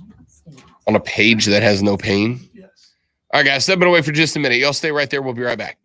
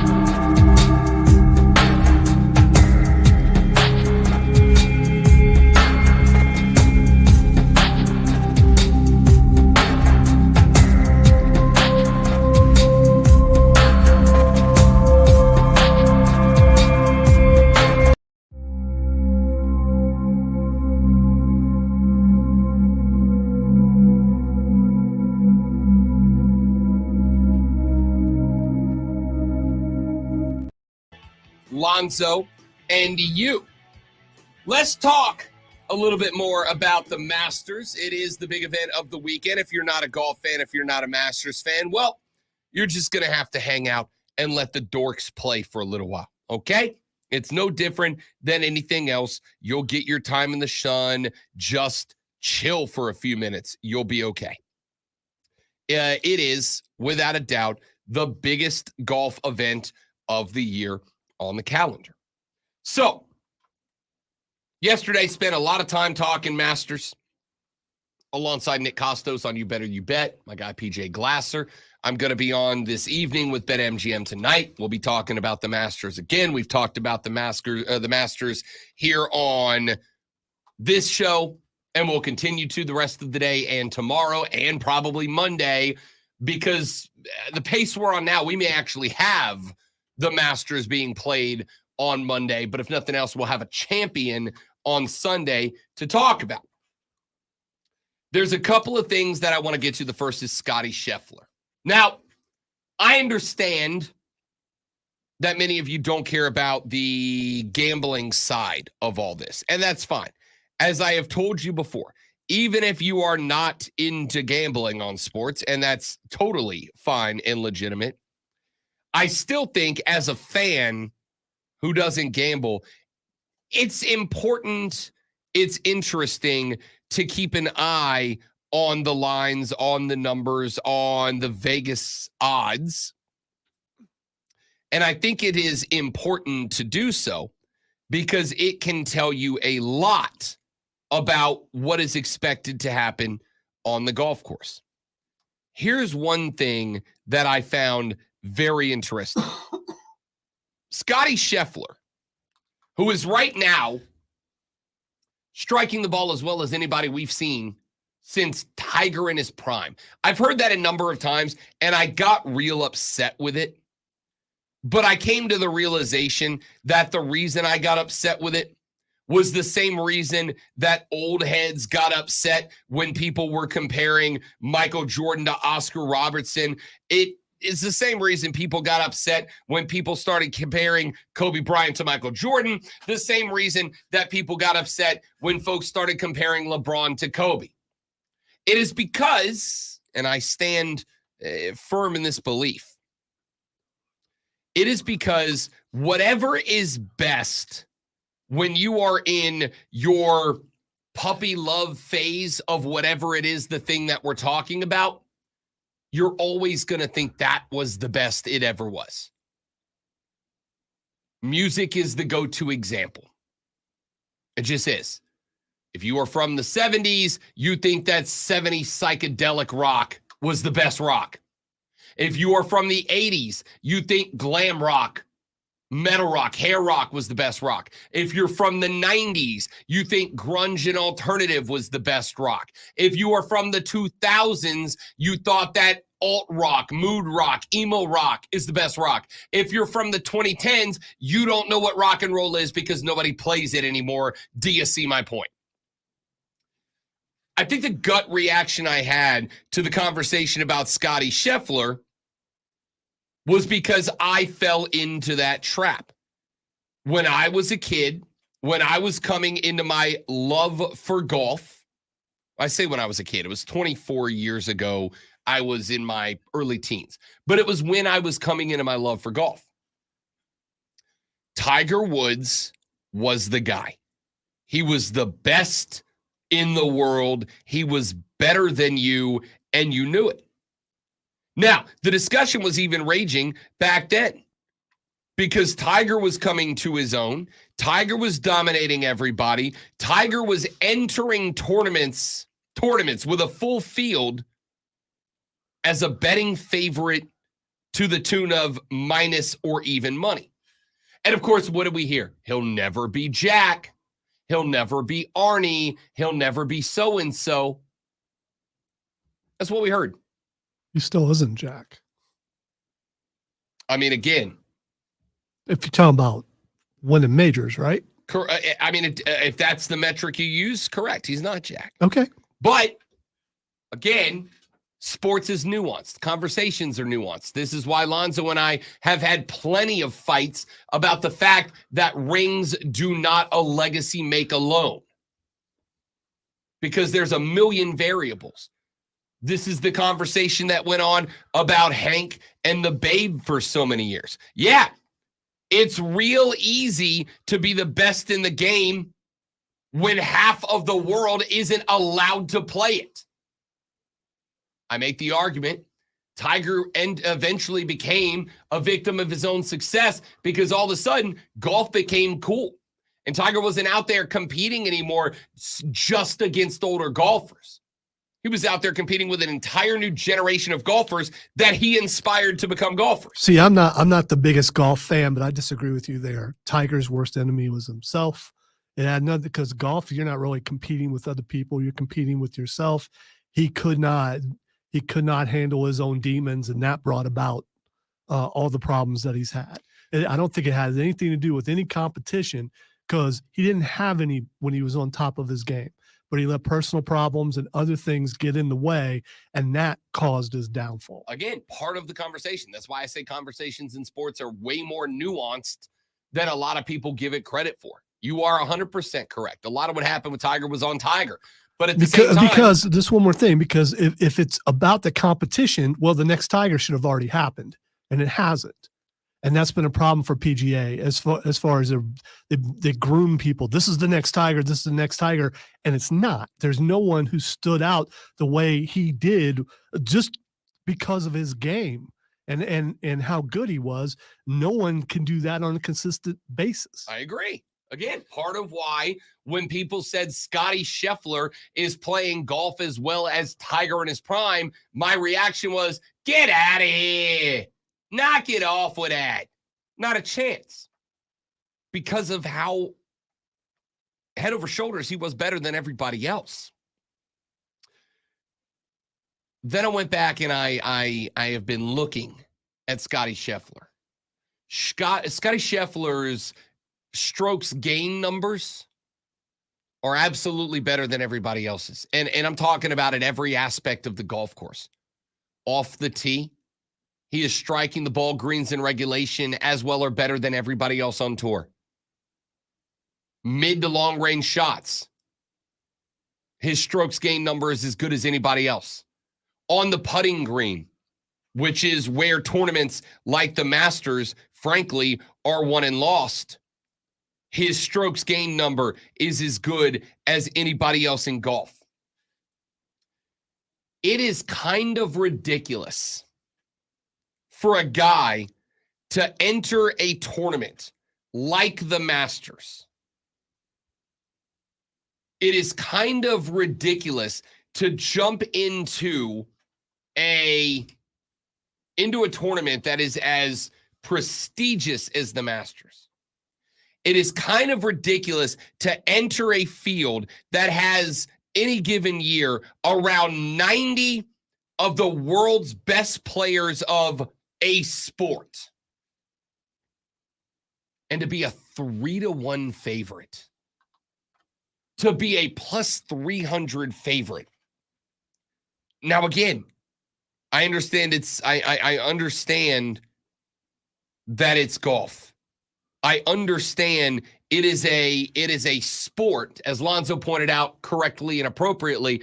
It is a sport that is, frankly, as much about competing with yourself, being better than yourself, beating yourself, than it is about beating the other 89 guys that are going to be out there this weekend. That is absolutely correct.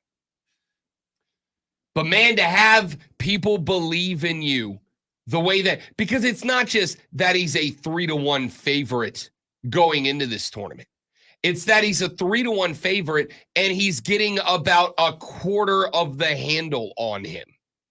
That means that roughly 1 out of every 4 bets for winners of a tournament that has 90-ish dudes playing in it, 1 out of every 4 bets is on this cat.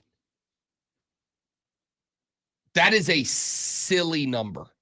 It's a number that, frankly, almost doesn't make sense. 1 out of every 4 bets on a guy in a field that has 90 people in it. Let me put it this way. The Boston Celtics locked up the entire Eastern Division about 2 weeks ago. About 2 weeks ago. The Boston Celtics lost a total of 3 games at home this year. The Boston Celtics, in locking up the Eastern Division about 3 weeks ago, ensured that every game is going to be played, well, every series is going to have home court advantage in Boston, Massachusetts. And yet, Boston does not have 25% of the Eastern Conference Division champions bet coming in on them, and they have been playing the best basketball of any team in the association for months now. All right, you're talking about odds and betting. I'm curious. which sport for Rob Brown is the easiest to bet on? Where does golf rank in there? Golf and NASCAR are two sports that I acknowledge it's tough to bet on, and it's a quantity game more than it is a quality pick game.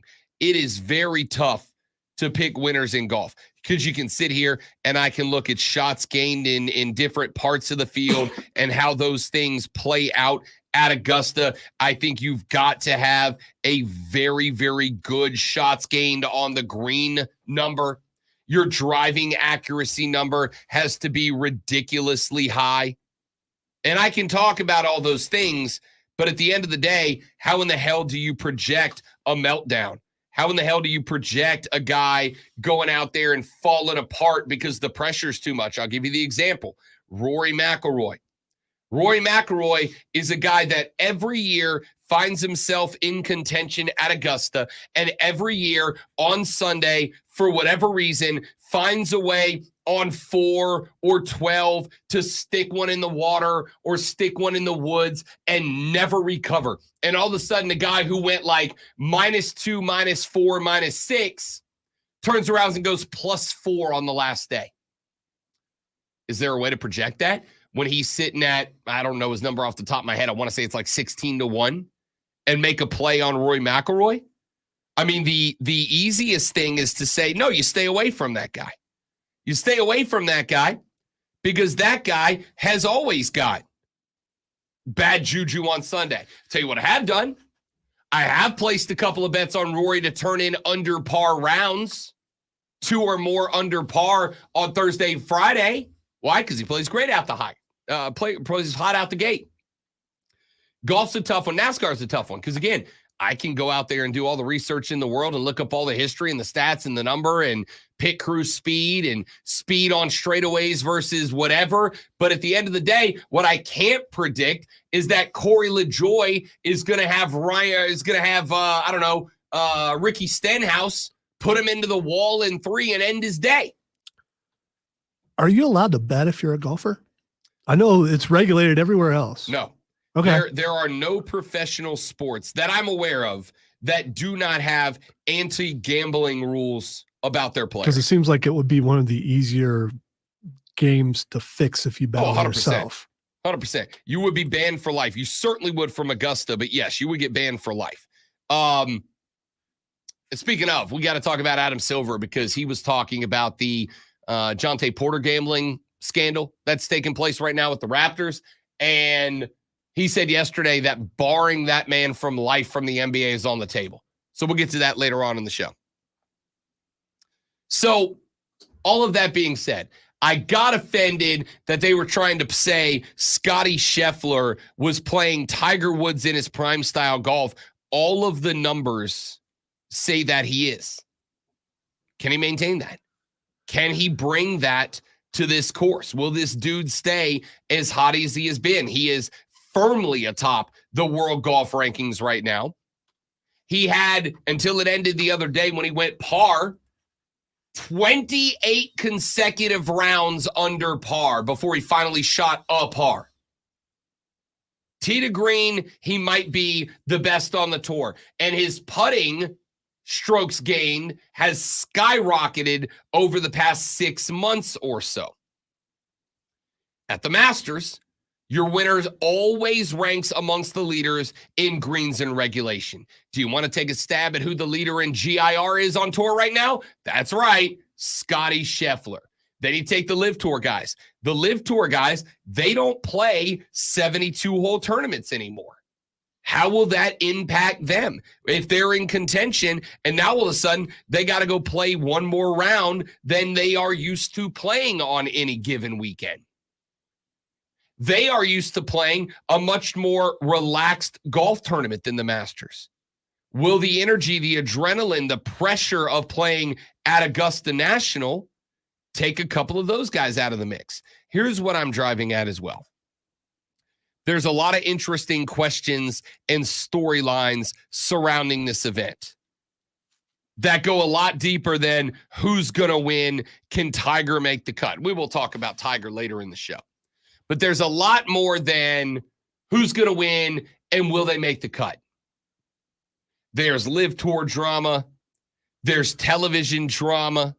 There's obviously the height of the weather now taking place at Augusta National. This tournament on paper should be incredible. Does it turn out that way? Does it turn out that way? We'll talk more Masters later on in the radio broadcast, but we do have some other stuff that we need to get to on the show today. I've seen a lot of questions that have come out in the text line and on the stream, which you can join us at facebook.com/thefanupstate, twitter.com/thefanupstate by searching and subscribing to The Rob Brown Show on Twitch and YouTube. Let's run to a break. We'll come back. We will wrap up the first hour of the radio program next. Nope, second hour of the radio program. Numbers are hard. Shut up. I'm tired and excited about the Masters. The Rob Brown Show rolls on after this. It's the Fan Upstate. So bad. No. Yeah, I was wondering what you're thinking. Yeah, it just, I mean, they both pulled up at the same time. You got an entire parking lot. Yeah, and then neither one could get the stuff out of, they work at the same spot.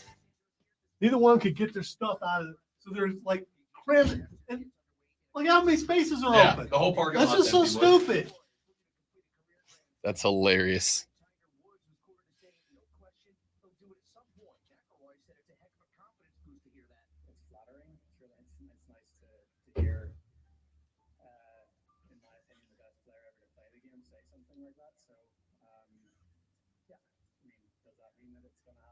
We should park in those spots just so they have to park.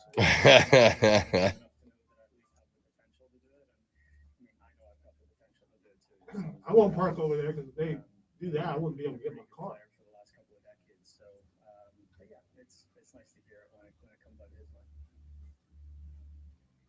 Bundle auto and home, renters or condo, and save with Progressive. Download the Odyssey app, search the Fan Upstate, and listen anywhere on your phone. I'm Chuck Sanders, that's the Sports Flash for Fan Upstate. It's a very short break, by the way. Okay. Looking at the Cordell and Cordell Gem Cab at the roadwork I-85 in Pelham Road, we're not seeing a significant slowdown yet this morning. As you hit the mile mark of 54 at the Pelham exit, you drop the low post speed because of signs, barriers, and barriers. Highway 25 Whitehorse still has some slow spots northbound for a couple of miles approaching I-85. From the news stop, 98.9 WORD Traffic. I'm Bill Brooks on the Fan Upstate. Lowe's knows pros need the right tools for every job. That's why we sell the largest in-store selection of Klein tools anywhere. Find new items like the self-leveling green laser level, which is $159.98. Plus, shop the Connect pass-through socket set for $49.98, which you can only find at Lowe's. Shop Klein tools in-store and online today, because Lowe's knows tools. Lowe's knows pros. From the Eagles Market Studio.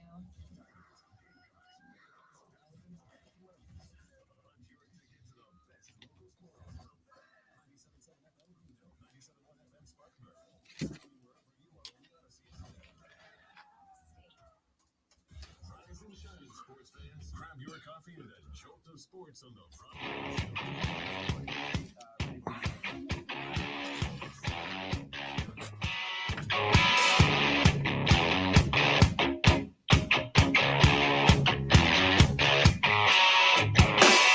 The Rob Brown Show continues. It's the Fan Upstate, Rob and Lonzo. I want to get more into this later on in the show, but I did want to hit it here as well. ESPN put out a article, blog post, I don't know, whatever. Put up a post on their website. They said now that Nick Saban is gone, and Nick Saban, obviously the greatest coach in the history of college football so far, now that he is gone, now that Jim Harbaugh is out, they listed who they believe to be the next 30 coaches that will shape the college football landscape moving forward. And I'm intrigued by some of the names on this list and where they fall and how ESPN organized them. And I kind of want your thoughts. They say that right now, the coach with the opportunity to have the greatest impact career long on college football, Lonzo. It's the one I don't have an issue with, Kirby Smart at Georgia. Oh, I thought you were going to say Ryan Day. Ryan Day is on the list for sure. He most certainly is not number one, mainly because of the outlandish number of Ohio State fans who have said if he loses to Michigan again, they want him fired, despite the fact that he is going to have you in the playoffs 100% of seasons moving forward. No Harbaugh excuse this year, though. Kirby Smart at number one. Of course, he spent 11 seasons under Nick Saban learning from the Jedi Master, so no shock there. Wait a minute, how'd Georgia do last year? Georgia was a Nick Saban away from being in the playoffs once again. Oh, okay. Yep. Okay. Speaking of Alabama, at number 2 on this list, they have Kalen DeBoer. What's he done? A 3-time NAIA national champion by the age of 35, left his alma mater in Sioux Falls in 2010, became an offensive coordinator at Southern Illinois, then Eastern Michigan, Fresno State, Alabama, and as his head coach, as the head coach at Fresno State, had a 10-win season in year 2. Then he went to Washington, 25-3, reached the national title game in his second season in Seattle, immediately got the gig in Alabama after that. That's what he's done. What's the NAIA? What level is that? NAIA is, I think, I don't know. Let's look. I'm pretty sure it's Division II. I don't even know about this. The National Association of Intercollegiate Athletics. How many people out there know that? I mean, Diesel knows, but he's like hyper into college. So I get Hyper that. into college. Yeah. I mean, his beard quivers when you talk about it. Beard quivers. Kalen DeBoer, I think this is more about the fact that he is at Alabama, more about the fact that he is in Nick Saban's old office, and maybe most importantly of all, he can just call Nick at any point. If he's got any questions, concerns, considerations, he can ring up old Nicholas Lou Saban in one of his many, many mansions that he owns while he's mad that kids are getting money and ask questions. By the way, Kalen DeBoer, not even 50 years old yet, which in coaching terms, relatively young. I think he's fine being on that list. I don't know about him being at number 2. They've got Steve Sarkisian at Texas at number 3. I know Steve Sark took this Texas Longhorn football team to the playoffs last year. I get it. Does anybody here believe Steve Sarkisian is a great coach? But does anybody here trust Steve Sarkisian long term? I don't. I think Steve Sarkisian's going to get his ass kicked in the SEC. He's a name. When you hear his name, you go, "Oh yeah, I've heard of him before." He obviously had his struggles with addiction while he was at USC. From what I understand, he is doing dramatically better. I'm very glad to hear about that. I hate to hear somebody struggling, regardless of how I feel about him as a coach. I'm just saying that conference was bad last year. I'm not all that impressed. They did beat Alabama, and that was a big deal. But is Steve Sarkisian really a massively influential coach? Is he going to be influential when Texas is in the Southeastern Conference? I don't know, man. They have your guy, Ryan Day, at number 4, Lonzo.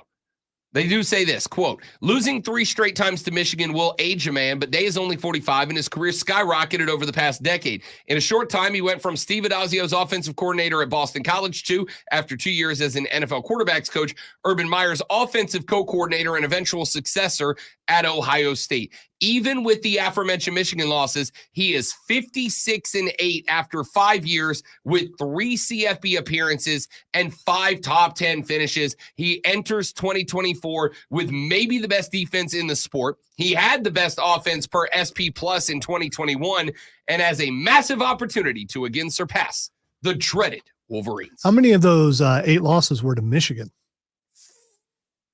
3 or 4. 3 or 4. I would say the majority of them. No, it's not the majority. It's either one less than half or half. If you have multiple, but then the rest are to different teams, it would be the majority.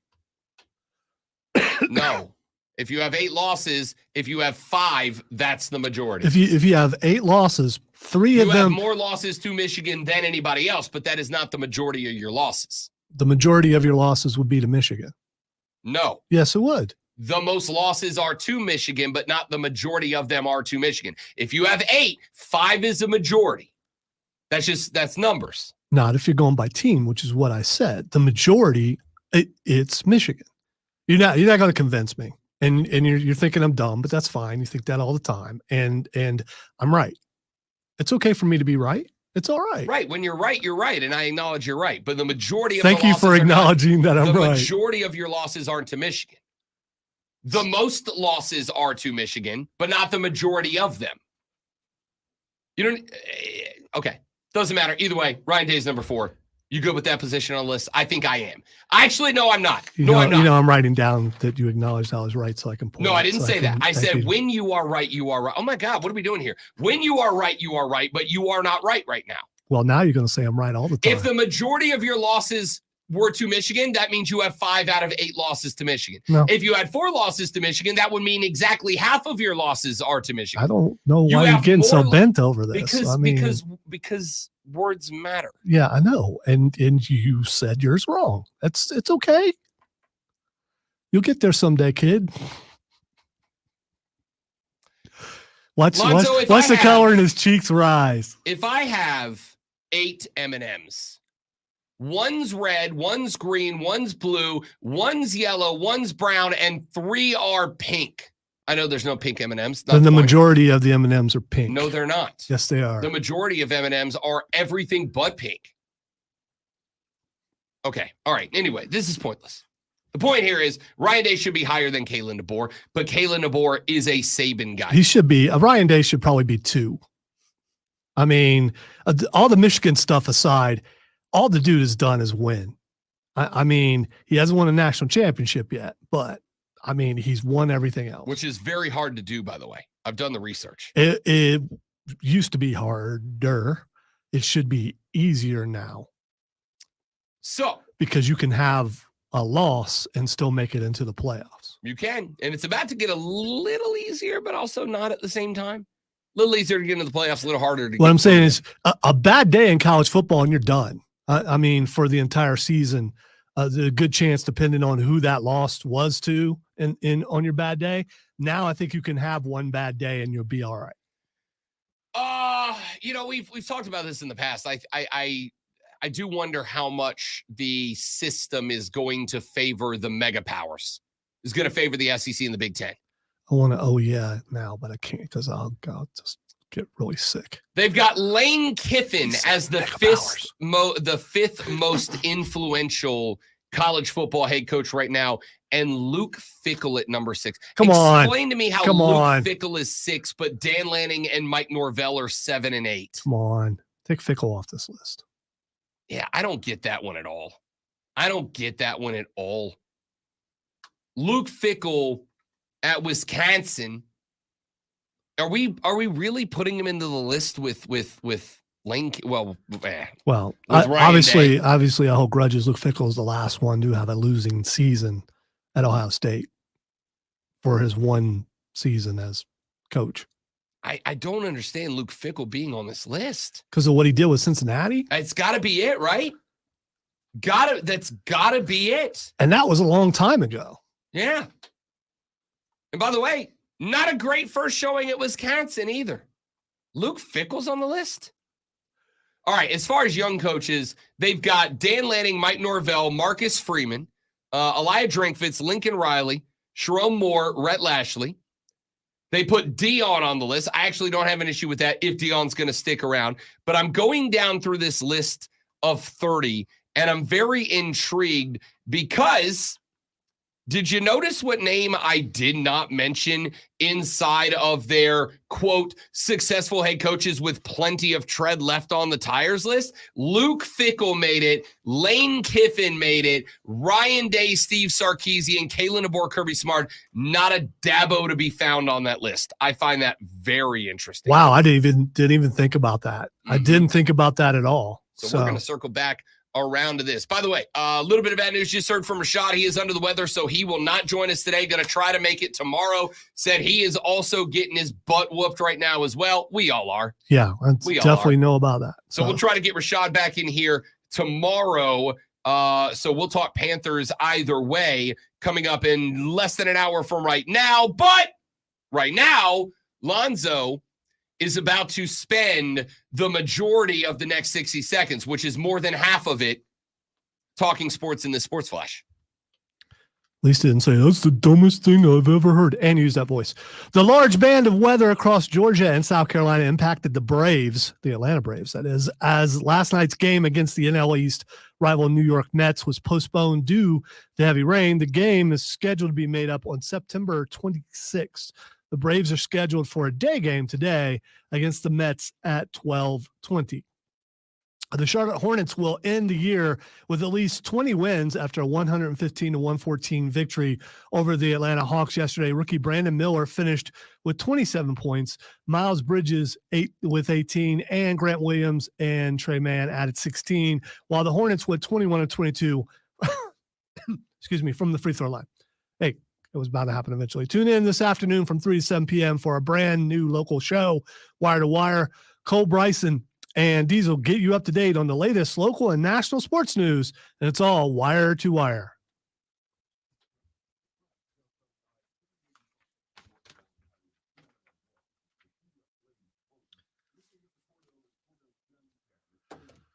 No time for tactical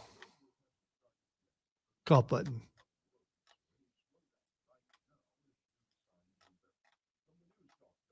Hey, Moles. He seems really upset about the majority thing. Make sure you let him know that I was talking about it.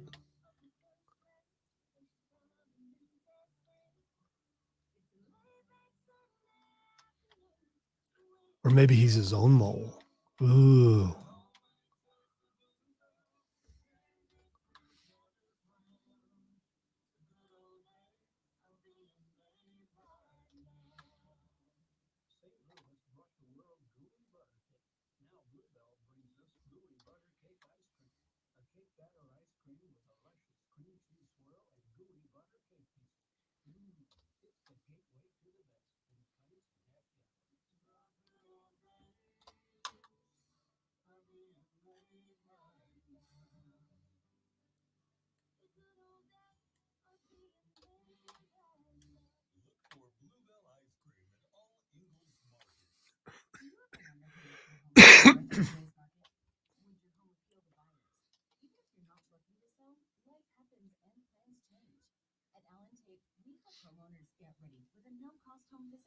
We'll help determine your home value, discuss your home ownership goals, and make recommendations for repairs and improvements to maximize your investment.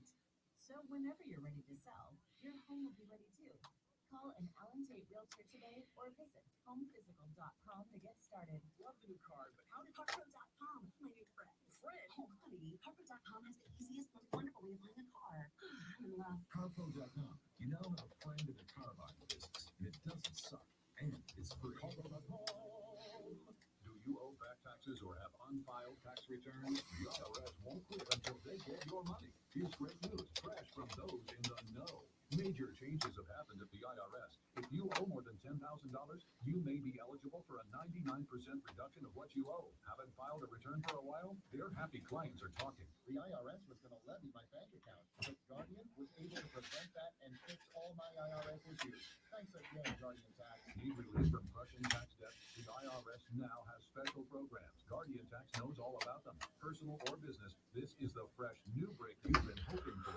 We aren't the company you call when you need a hug because you're scared of the IRS. Guardian Tax is the company that wins when you need it most. Guardian Tax Service is really great to work with. They really help me out. I'd recommend them highly. Call now for a free confidential consultation. 800-494-7174.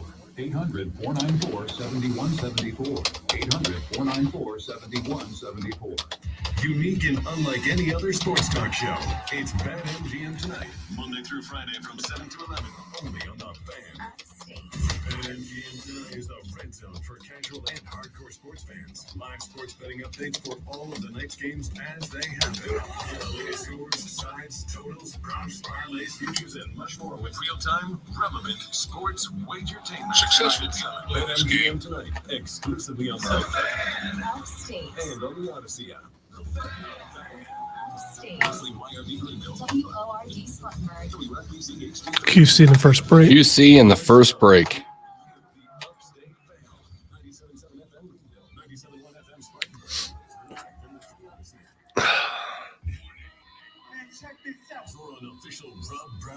Yeah, Nolan, I think it was like the remake of Heaven Can Wait or something like that.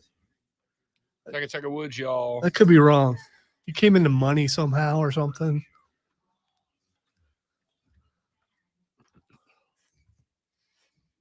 Here we go, ladies and gentlemen. The third hour of the Rob Brown Show goes now. This is the Fan Upstate. Welcome back. Excellent to have you all on Masters opening day. The rain clearing out at Augusta. There are some scattered showers heading towards the area. I don't know, Rob. There's a lot of orange in those scattered showers. Those are is. thunderstorms. Is my There understanding. is. Then it looks like it may. Don't want to may have still a, have a little while a longer. Caddyshack moment out there. Just a Cinderella boy.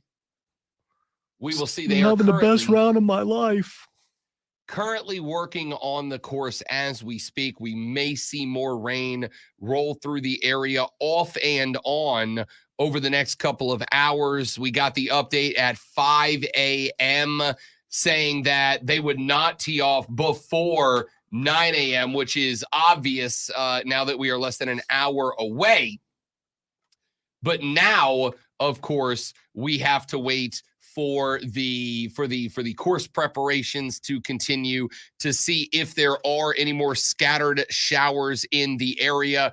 We will find out. Wesley is reporting the latest update is tee times delayed until at least 10:30 a.m. My guess was 11, so that's kind of in line. And again, if there are more showers that pop up in the area, they could push that back as well. We will keep an eye on that for you and get you those updates as they continue while we move forward in the show. Coming up in the next segment of the show, Liam McKinnon has been balling out for the Greenville Triumph as of late. They have had a phenomenal start to the season. A team that was projected to begin the season in 8th in the USL League One finds themselves in sole possession of the top of the table. Liam McKinnon scored a handful of goals already. We will talk to him coming up in the next segment of the show. For those of you tuning in for Rashad Beard, unfortunately, Rashad will not be joining us today. He is under the weather. He's going to try to get himself right and be here for us to talk Panther football tomorrow. But at the end of this hour, Zoe and I will talk Panther football to wrap up this hour. In the next hour of the show at 9:20, we, of course, have Fight Club, an extended version of it today because we have got a ton to talk about. We haven't even touched yet the fact that there is a UFC card this weekend, UFC 300, and it's a good one. I mean, it is a card that's got, I don't know what, Zoe, probably 3 or 4 fights that could theoretically be main event fights on their own card. So we'll talk UFC 300. We will continue our look back at WrestleMania weekend from this past weekend. We will, of course, dive into the implications of what happened last night on AEW Dynamite. All of that coming up today at 9:20 this morning. But let us get back to the discussion we were having on the way out the door there. That is about the ESPN list of, quote, 30 coaches who will define the next decade of college football. Now, they did separate these coaches into categories. The first category, successful head coaches with plenty of tread left on the tires. Here are the coaches they put into that category. Kirby Smart at Georgia, Kalen DeBoer at Alabama, Steve Sarkisian at Texas, Ryan Day at Ohio State, Lane Kiffin at Ole Miss, Luke Fickell at Wisconsin. Let's go one step further. Here's their honorable mentions. Matt Campbell at Iowa State, Mike Elko at Texas A&M, Jed Fish at Washington, Josh Heupel at Tennessee, Jonathan Smith at Michigan State, and Matt Rule at Nebraska. Not a Dabo to be seen on that list. You mean Matt Rule got in there before Dabo? Yep. Oh. Now, let's try to keep it a buck here, all right? Matt Rule whatever that means, yeah. Matt Rule has been a heavily successful college football coach. Last I checked, Dabo Swinney won a couple titles. I don't disagree. I'm simply saying don't put Matt Rule, failed head coach of the Carolina Panthers, on the list. Put Matt Rule, successful head coach at Temple and Baylor, on the list. But you're right, Dabo not on the list. So let's see the other categories. Let's see who else they put on this list. Let's see who else they have mentioned as influential coaches. Most exciting younger head coaches. Dan Lanning at Oregon. Mike Norvell at Florida State. Marcus Freeman, Notre Dame. Elijah Drinkfitz, Mizzou. Lincoln Riley, USC. Sharon Moore, Michigan. And Rhett Lashley, SMU. Their honorable mentions here. Fran Brown, the new head coach at Syracuse. Kenny Dillingham at Arizona State. And Jeff Levy, the new head coach at Mississippi State. They have a category named Coaches Named Deion Sanders. On that list is Deion Sanders from Colorado, and shockingly, no honorable mentions on that list. Oh, so that's it. Only one guy made the it by list. himself. Way to go. Most exciting younger coaches, Group of Five edition. John Summerall at Tulane, Sean Lewis at San Diego State, Ryan Silverfield at Memphis, Alex Golesh at South Florida. Honorable mentions, Bob Chesney, James Madison, G.J. Keene at Texas State, Eric Morris, GJ, Eric Morris at North Texas, Scotty Waldron at UTEP. All right, so a good portion of those, okay, none of those have I ever heard of before. All Group of Five. You know what none of those guys are? Dabo Swinney. Rising young assistants. Georgia defensive coordinator Glenn Schumann. Oregon OC Will Steen. Florida State OC Alex Atkins. Penn State OC Andy Kotelnicki. Oklahoma DC Zach Alley. Texas A&M OC Colin Klein. Notre Dame defensive line coach Al Washington. Auburn Tigers receivers coach Marcus Davis. The last category, the next Kalen DeBoers. These are all guys who have made their way up from the lower ranks and are a little up there in age and haven't really gotten their big crack at it yet, but they think will. Paul Simmons at Harding, Jimmy Rogers at South Dakota State, Kurt Fitzpatrick at Cortland, Joe Woodley at Grandview. Not a Dabo Swinney on the list. And I'm going to say respectfully to the Gamecock faithful, Shane Beamer does not have a spot on this list. Right. Not yet. Right. Nor should he. And I am not trying to be funny here. Why is Dabo Swinney not on this list? Does ESPN believe, like some people, that the dynasty is done? And I realize it's been a couple years since they've been in the national championship picture. But is it really over? I can't say yes. What I can say is, as we talked with, I had Cole Bryson on the show on Monday morning when Zoe was out. And Cole was talking about the performance or lack thereof out of the starting quarterbacks, the starting and backup quarterback. You mean mostly Cade? That's mostly Cade during the spring game this weekend, where he said, "Look, if we're keeping it honest here, the quarterbacks were frankly not all that impressive during Clemson's spring game. They just did not show up the way that you would have liked them to have shown up." And I think that's probably very fair. I will say that doesn't mean anything is over. That doesn't mean that it's done. That doesn't mean that Clemson's going to be trashed this year. I think what has happened here, frankly, is that people are, justifiably or not, losing faith in Dabo Swinney, and I don't think that doesn't come to any shock of any of us, even the Clemson faithful around here. The last I don't couple know. of years. There's some of them are still living a few years ago, which I get. I completely get. So with the playoff picture being what it is now with 12 teams, Clemson has a better shot to get back in if they can get back to form and only lose like one game as opposed to a couple games like they've been doing. So I don't think it comes as a shock that, yes, there are people who are still living in the glory days of which right now Clemson is not measuring up. Come on, Wesley. I hope you're being – Wesley on the stream says ESPN doesn't praise Clemson. Shocker. Come on. It was all Dabo all the time on ESPN during the national championship run. Everyone was interviewing him. He was everywhere. They were on campus all the time. Have you forgotten about that? But as they faded, then so did that network's belief in them. I do want to be Marty clear. Smith practically lived on campus during that time. I do want to be clear about one thing. Looking up and down this list, there is, at least on the list of names that aren't like G5 guys or rising assistants, there are, off the top of my head, going back and scrolling the list, there are two names from the entire Atlantic Coast Conference on here.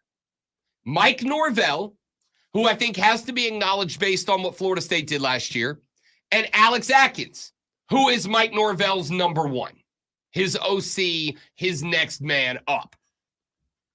Outside of that, there is not another ACC name on the list. What team did they coach for again? Both of those coaches at the Florida State University. How'd they do last year? They were undefeated Power 5 conference champions and co-national champions with the Michigan Wolverines. They were not. They could probably very similar to the 2017 national champions, the UCF Golden Knights. All them Florida teams. I'm telling you. ESPN hates Florida. Obviously. Is that a Florida accent? Florida Panhandle for sure. Okay, all right. Panhandle for sure. What you said is just Georgia South, right? Alabama South. Okay. Lower Alabama. All right. Yeah, it's okay. lower Alabama. So I've never been to either, so I'm just going to take your word for it. I do think that Wesley does have a bit of an argument here. If you go down the conspiracy theory, which I do, that ESPN has a vested interest in not promoting the ACC. And frankly, I absolutely believe that to be true. Because what decision is best for the investment of ESPN? It is not to have ACC folks on this list. Now, you can go, wait a minute, Rob, they got everybody else. I don't disagree.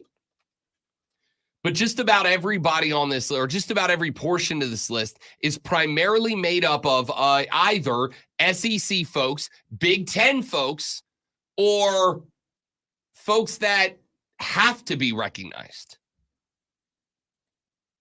Luke Fickell, Lane Kiffin. And again, I'm not saying he's not. I'm asking you the question. Is Lane Kiffin really a guy we consider one of the most influential in college football? I mean, I guess you could say he is because he has been the transfer portal king, and that is obviously a big part of the game. But is he really on this list ahead of Dabo Swinney? I don't think. Let's see. Last year, 9-4. Year before, 11-3. Year before, 10-3. Year before, 10-2. Okay.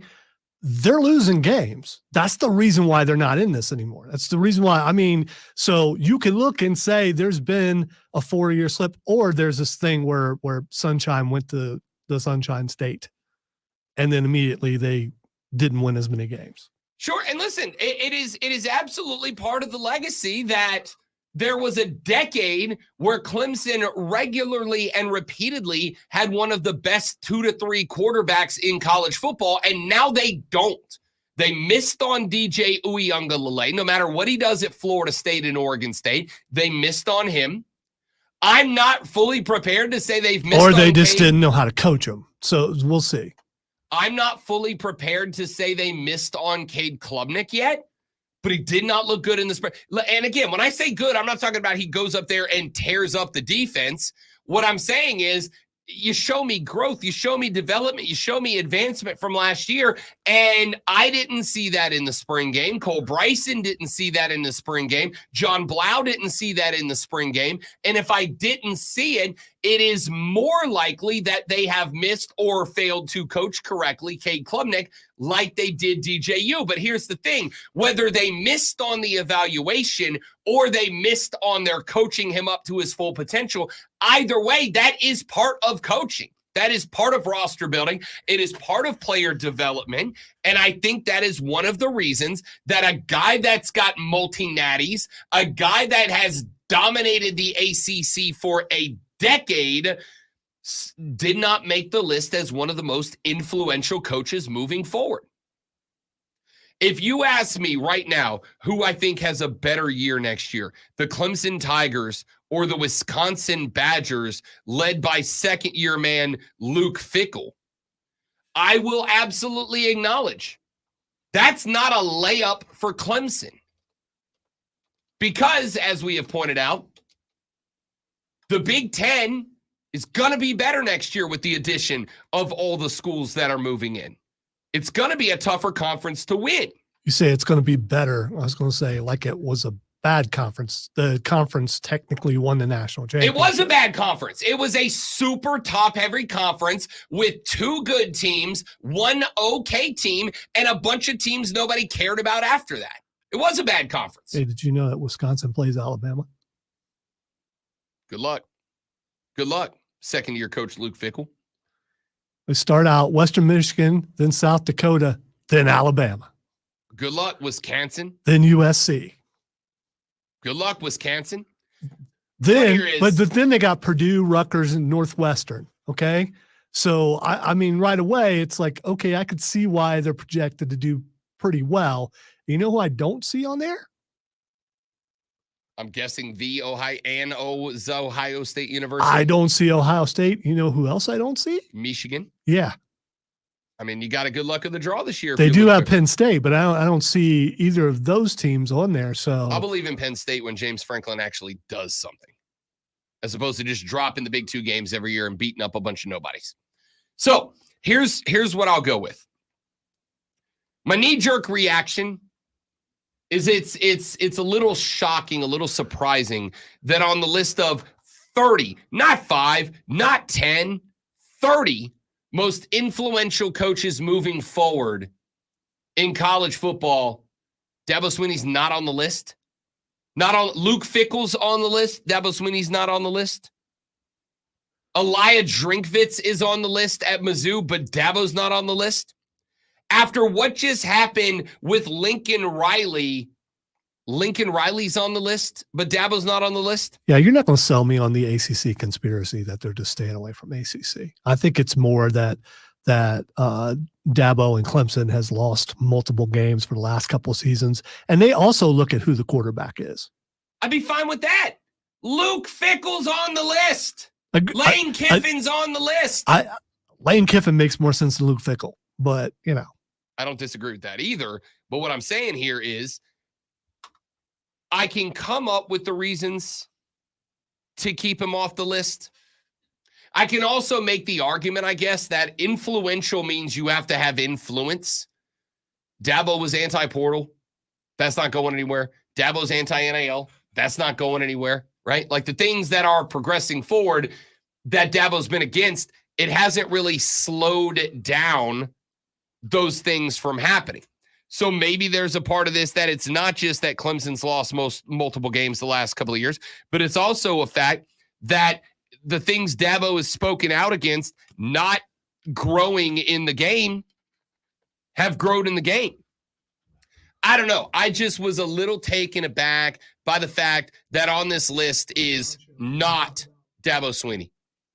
All right, we got a bunch of texters that have responded to this. We're going to talk about that in a minute. But when we come back here in just a minute, Liam McKinnon is a player for the Greenville Triumph. He has been balling out. The Triumph have been balling out. They have no losses to date on the season and hold sole possession of first place in the USL League One standings. We will talk to Lion McKinnon when we come back on the Rob Brown Show in the Fan Upstate. You see. All right, guys, quick live read, and then we're back with Lion McKinnon. Y'all stay right there.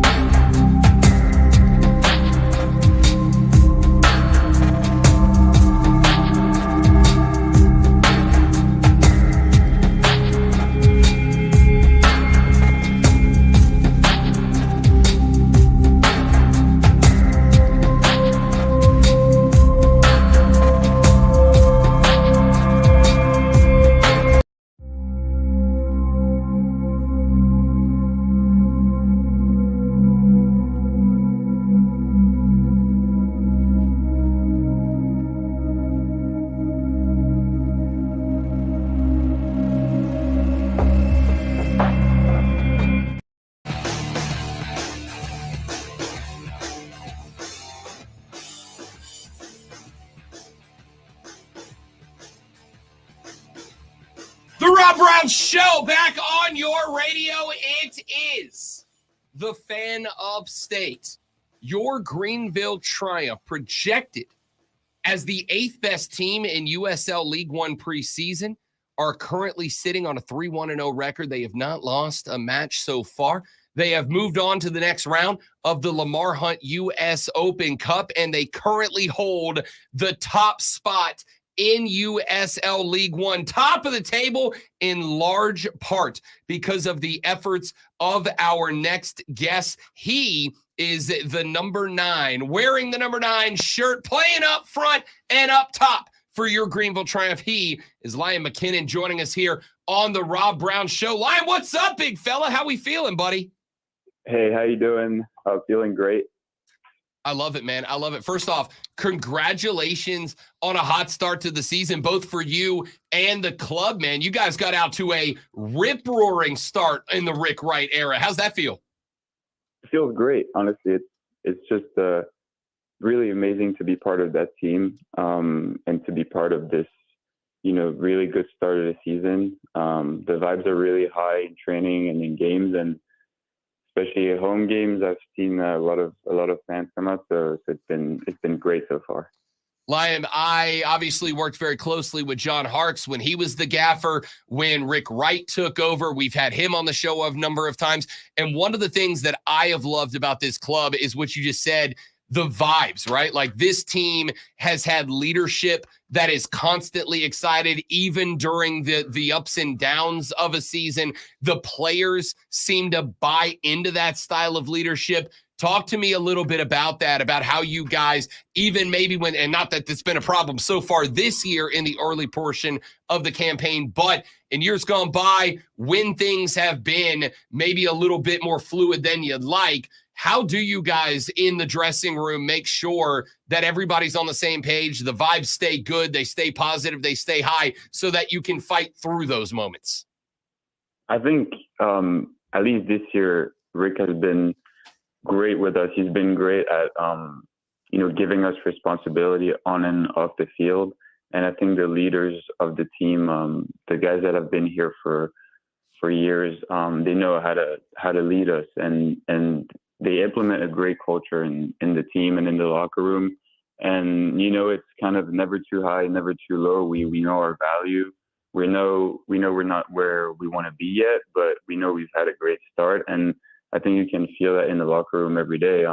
The older guys really, really guide us, and guys like me that are second year or third year trying to show to the rookies, what path to follow with these older guys. And I think it's a learning experience for everybody because it's a new staff. And I think we've been all very, very professional in that sense. But no, honestly, like you mentioned, the vibes are great, and everybody seems to be enjoying the day-to-day life of the Greenville Triumph. So something you just said there, Lion, very interesting to me. You said we're not where we want to be at. You guys are 3-1-0 out of the gate. You're in the third round of the U.S. Open Cup. You're at the top of the table in USL League One. If you're not where you want to be, where the hell do you want to be, big dog? Because it's a pretty good start, my man.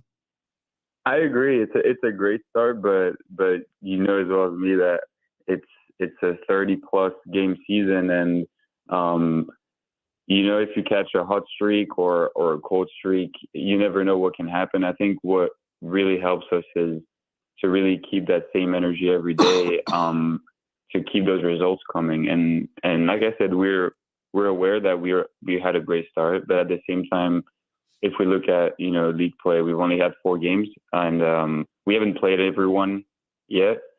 So I think everybody's aware of that, and they're still working hard. The attitude is not that, we've achieved anything yet. So you can also sense that in the way we work every day. And if we have a day where we're not as good in training, the leaders will make sure to make that known and to call us out to be sure that we do better the next day. And I think that's part of our success as well. You are out to a phenomenal start personally this year, Lion. 3 goals on the season through 4 games. You've got an assist thrown in there as well. You have 10 shots on goal recorded so far. Talk to me a little bit about what the offseason was like for you and how you got yourself ready for the start of this season, a start of the season which has been very good for you out of the gate?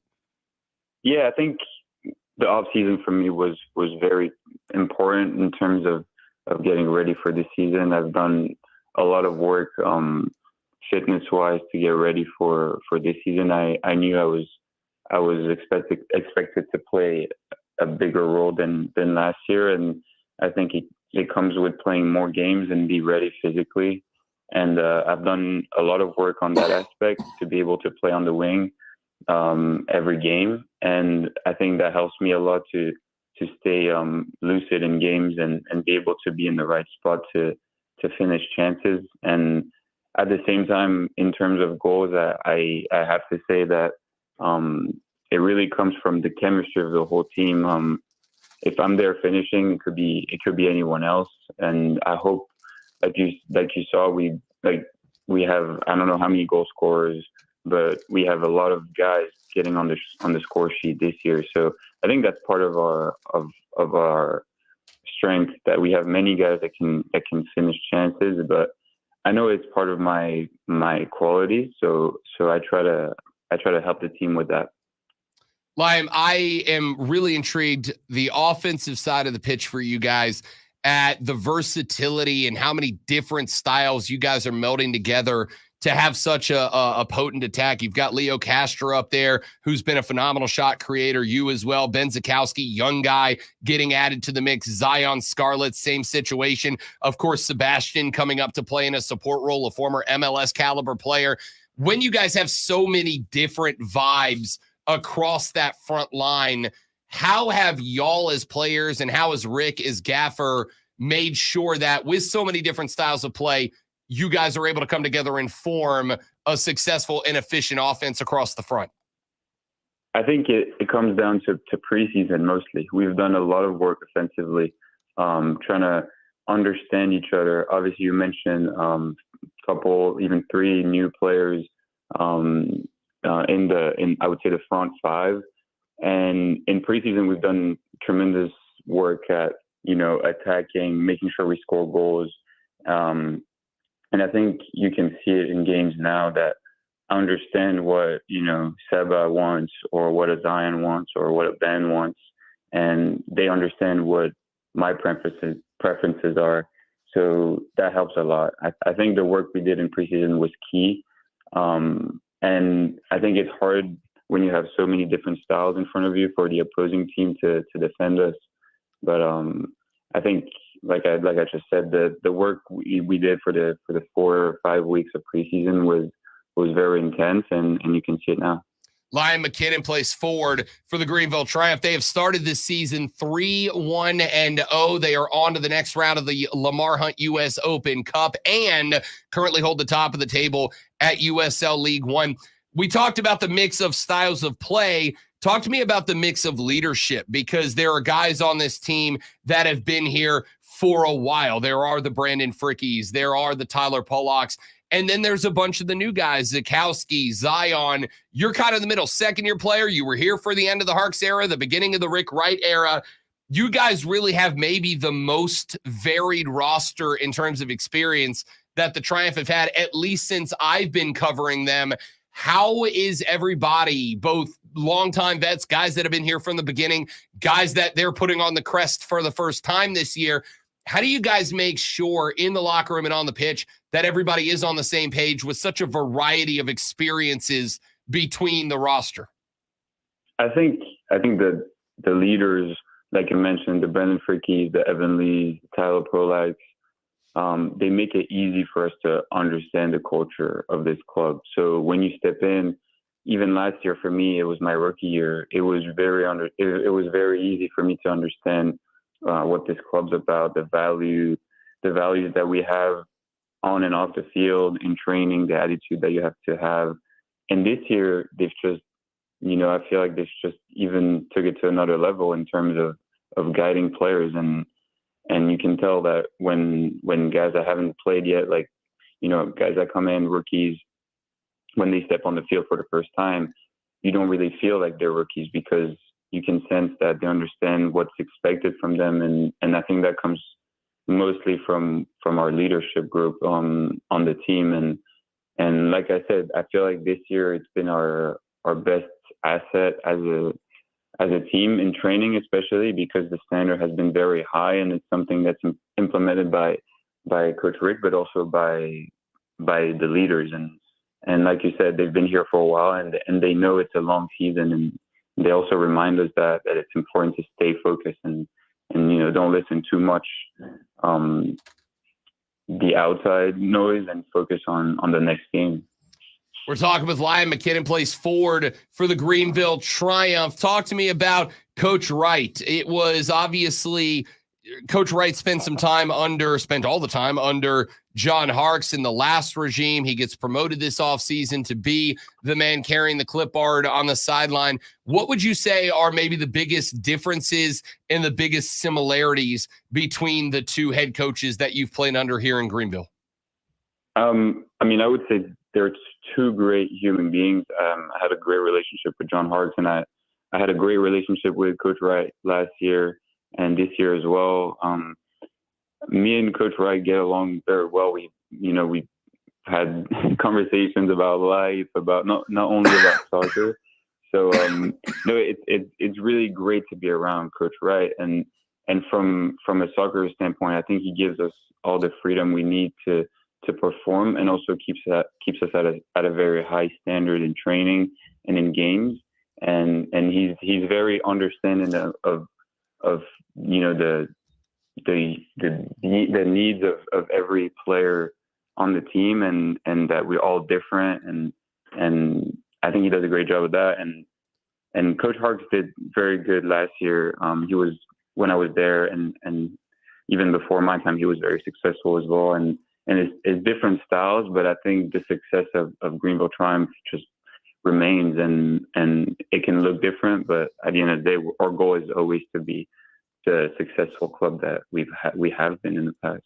This team, since it formed 6 seasons ago, has gone such a long way in terms of going from a startup club to really being one of the premier teams in USL League One. Now with back-to-back wins in the US Open Cup, an opportunity to place Greenville even more on the map with success in this tournament. And obviously the competition is going to continue to get tougher in both the USL and the Open Cup. How much pressure, if any, do you guys feel in the locker room, not just to go out there and to play the best football you can play, but to also carry that crest of Greenville Triumph and make sure that the legacy of this club continues to grow? I mean, of course, we understand that it comes with a certain responsibility to wear that jersey. Every time we step out, we know that we're expected to be one of the top teams in USL 1. And I actually think it helps us. I think when you step on the field and you know you're Greenville Triumph, you know that the other team also knows that you're the Greenville Triumph and expect you to come with everything on that day. And I think that it's good pressure. I don't think it's a pressure that makes you scared of losing the game. I think it's pressure that makes you want to win the game even more. And I think that's actually something that's been helping us throughout this year. And even if we have a different coach, we'll still the Greenville Triumph.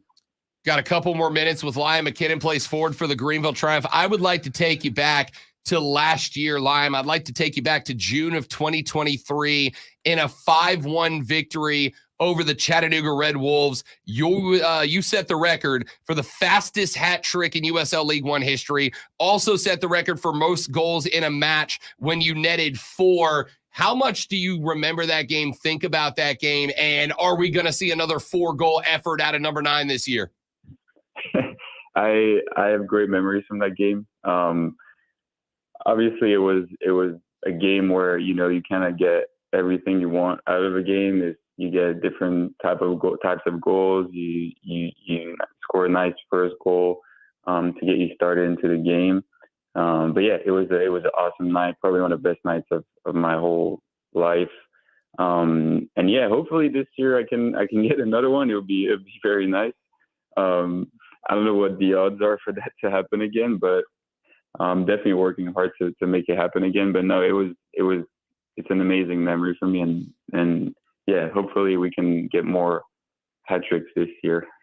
Liam McKinnon plays forward for the Greenville Triumph. Last one before we let you go, Liam, and I'm going to tell you, this one's self-serving from me, mainly because Chris Lewis, the president of the club, walked up to me at Star Wars Night at the Win this past Saturday and said, make sure you give Liam a minute to shout out me and the rest of the Villanova Wildcats. How much love do you want to give for the Cats right now, fella?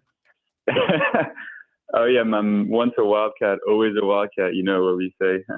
Yeah, obviously Villanova has been, my first home in the U.S. So, yeah, I like to give a little shout out to Chris Lewis, the Wildcat. Also, Coach Fetro, the new head coach, who's just had his first spring game for Villanova, and all the boys up there still. So yeah, go Cats. I love it. I love it. How big, by the way, as somebody who is obviously representing the community on the pitch, but also Greenville Triumph goes so much out of their way to be invested in not just the community, not just the upstate, but in helping to grow soccer in this area. Just in your short time here, what's it been like for you to help in that effort, and how much have you seen soccer grow around the upstate and around really the southeastern region just in your time playing here in South Carolina? It's amazing to see. Being from Europe, where soccer is already established, it's really refreshing to see an area that really every year you can notice the difference. There's more kids playing. I was just at Seaside watching some training, and I can see the passion. Even parents, they want to see their kids play soccer. And I think with the World Cup 2026 coming, it's going to be even bigger. So no, I can really notice the difference when we do camps and little training sessions for the kids of the area. So it's amazing to see. Liam McKinnon plays forward for the Greenville Triumph. A phenomenal start to the season as they are on to the third round of the Lamar Hunt U.S. Open Cup. They hold a 3-1-0 record and the top spot on the USL League One table. Liam so far, 3 goals in 4 appearances on the year, and I got no doubt we'll be seeing more of the Triumph on the road tomorrow, visiting Charlotte to take on the Charlotte Independents before heading back to the house the weekend after that. Liam, dude, great to have you on, man. I appreciate it. We'd love to do it again sometime, pal. Thank you so much. Have a great day. You got it. My pleasure. What a stud, man. What a baller, Liam McKinnon. Forward for your Greenville Triumph again on the road tomorrow at Charlotte. They'll be back next weekend. We will be back after this break on the Rob Brown Show in the Fan Upstate.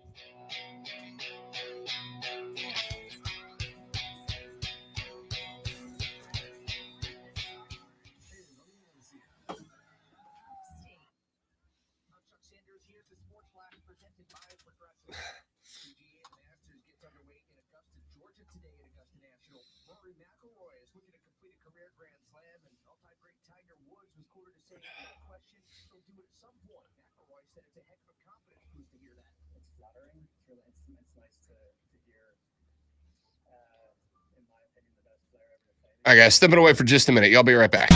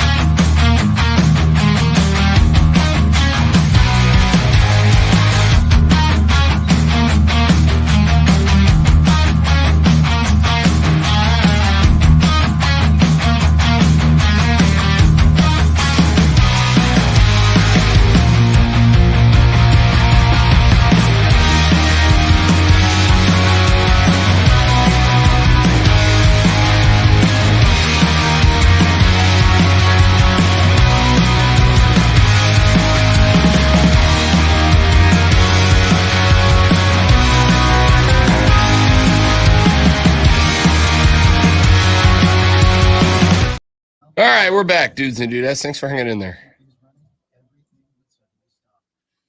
Good talk. Good talk with Lime, man. Good talk with Lime.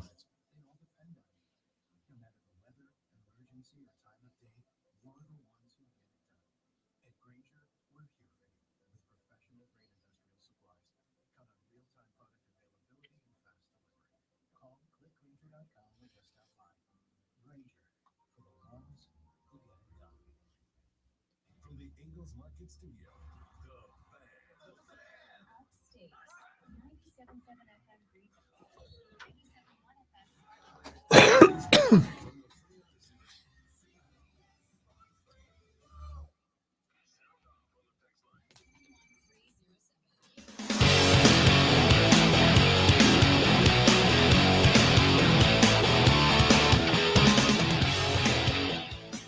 The Rob Brown Show continues. It is the Fan Upstate. Rob and Lonzo. Thanks to Doug Urban, Chris Lewis, and everybody over at the Greenville Triumph for setting us up. That conversation with Lion McKinnon, phenomenal. What a dude, man. What a guy. Phenomenal dude, phenomenal player. He has been spectacular so far this year, and I don't expect that the run of play of Greenville is going to slow down anytime soon. Unfortunately, we're going to miss Rashad Beard today as he is a bit under the weather. He will, fingers crossed, join us on tomorrow's show, but we're going to talk Panthers for just a moment. Struggle is anyway. real, Rashad. It is. Lonzo's getting whooped up. I felt like crap to start the week.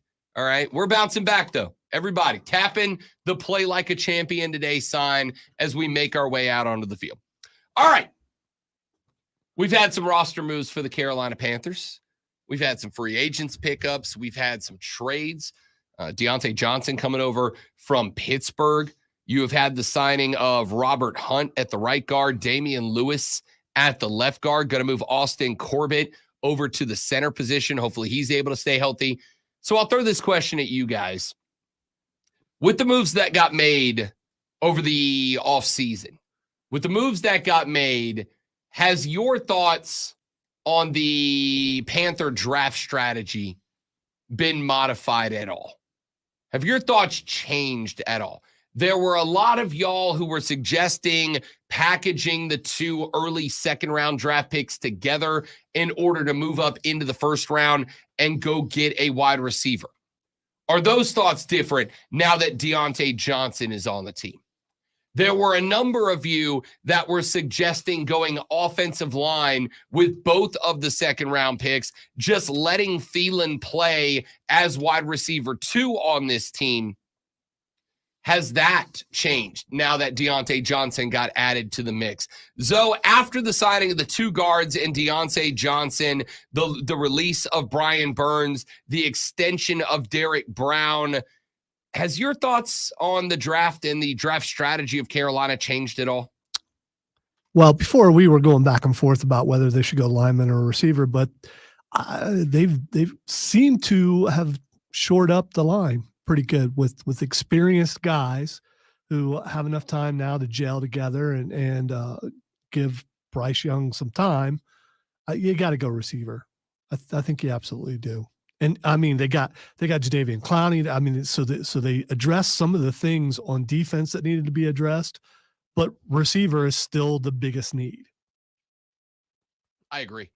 To the point that I depending on how the chips fall, and obviously I told this to Costos yesterday because he was like, lock in your picks. I'm like, yeah, dude, we got 2 weeks out still. There's still a lot of moves. There's still trade picks that are likely going to be traded before we even get to draft day, forget during the first round itself and the second round itself. I am coming around because I agree. Wide receiver is my primary move to this point. I still think there are some spots on defense, defensive back specifically, I'd like to shore up. I think I'm moving over into the thought, depending on where you are at the best pick offer you can get. I think I'm walking myself into the belief that trading the 2 second rounders to move into the first round for a wide receiver might not be the worst idea. Because I've said, I think that there are a few good wide receivers that are going to be available at 33 when the Panthers come on the clock. Obviously, Marvin Harrison Jr. is going to be gone. Obviously, Malik Neighbors is going to be gone. I think both of those guys are gone in the top 7 picks of this draft. I think Arizona's going wide receiver. I would not be shocked to see somebody move up and get Malik Neighbors.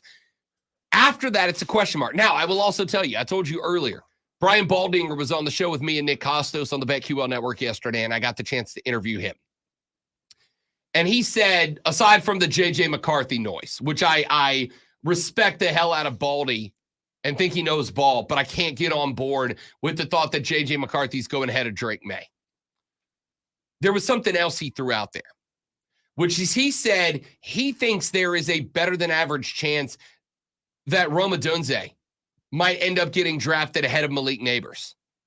That there's a lot of folks out there that believe that Rome Odunze, if he wasn't in a class with Marvin Harrison Jr., would be the top guy. He said he thinks he might go ahead of Marvin Harrison Jr. He said there's enough smoke in the air that NFL teams are very high on Rome Odunze that they might shoot him up the board. I'm worried about that if they do. I think if that happens, there might be a wide receiver run. My question mark is, where does that leave everybody that would be mid to late mid-round picks that Carolina might package the 2 2s up to a 1 to go get? Number one, what's the best offer they are going to get for that? 14, 15, 16, 20, 21, 22.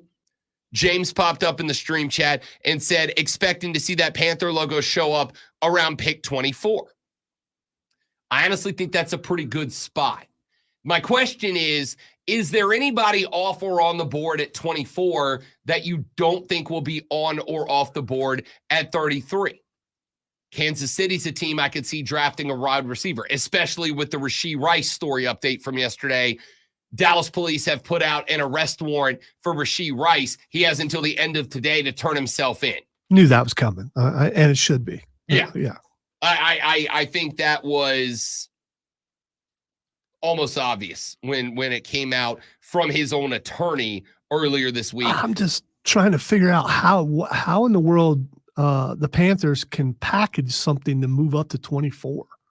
Are those 2 early second rounds worth move? I mean, it just seems like it's not enough to move up to 24. I mean, listen, if you're a team that's got 4 or 5 needs, I'm saying maybe they have to throw something else in there.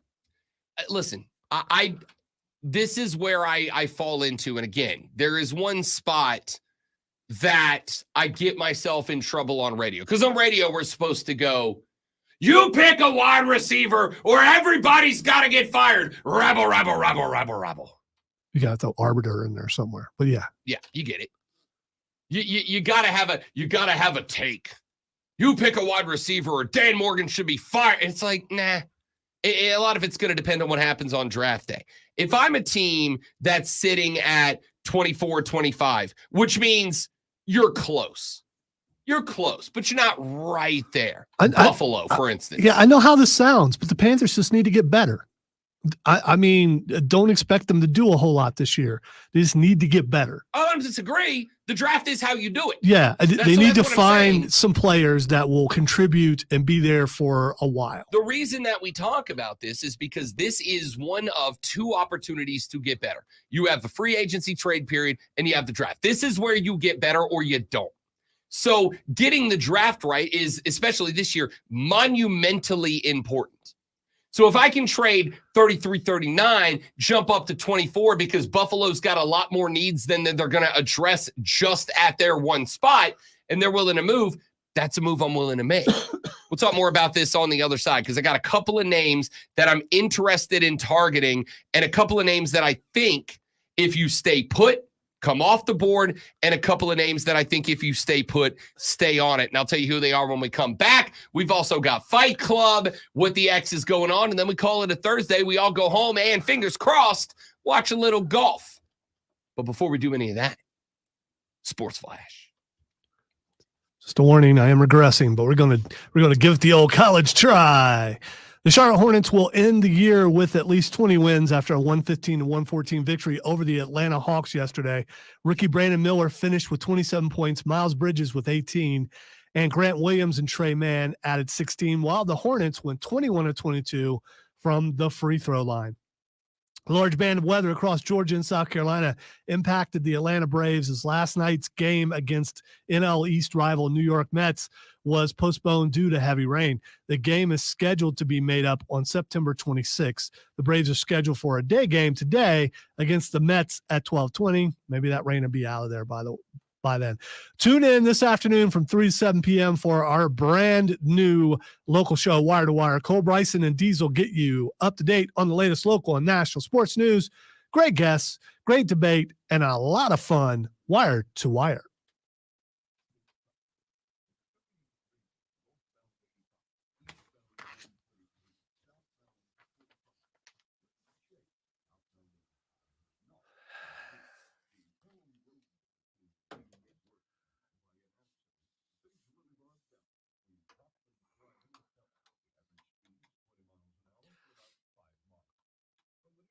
So I got the sinus thing and I got achy joints and all that kind of stuff. I was feverish earlier in the week. That's the reason why I couldn't be here. But my skin hurts. Man, this is weird. I never had something that made my skin hurt.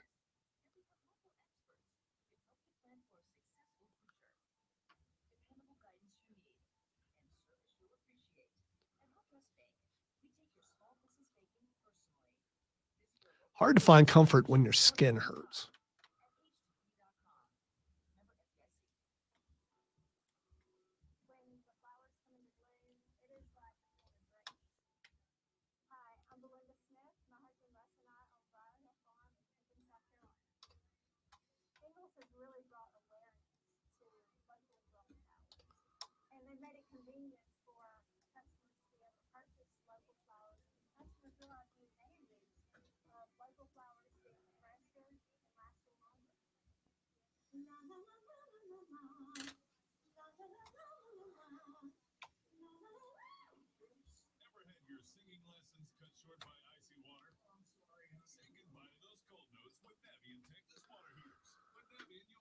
Cold notes.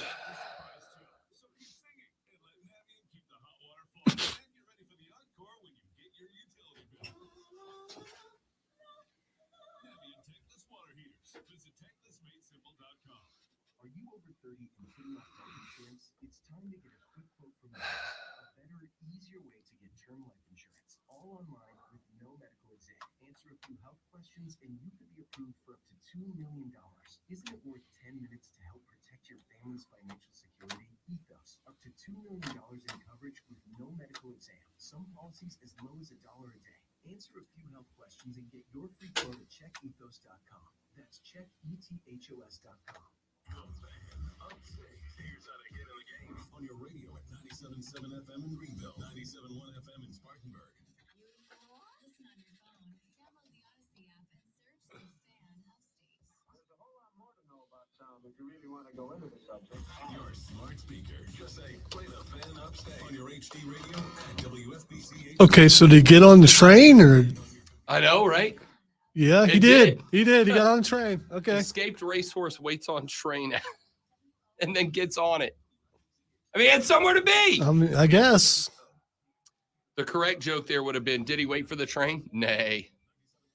But then he did. He got on the train. He looked at the passengers and he said, hey. Horse gets on a train. What a long face. It's going to be okay, Steven. Take a couple years to recover probably, but you'll be all right. I wasn't ready. No one is. No one is.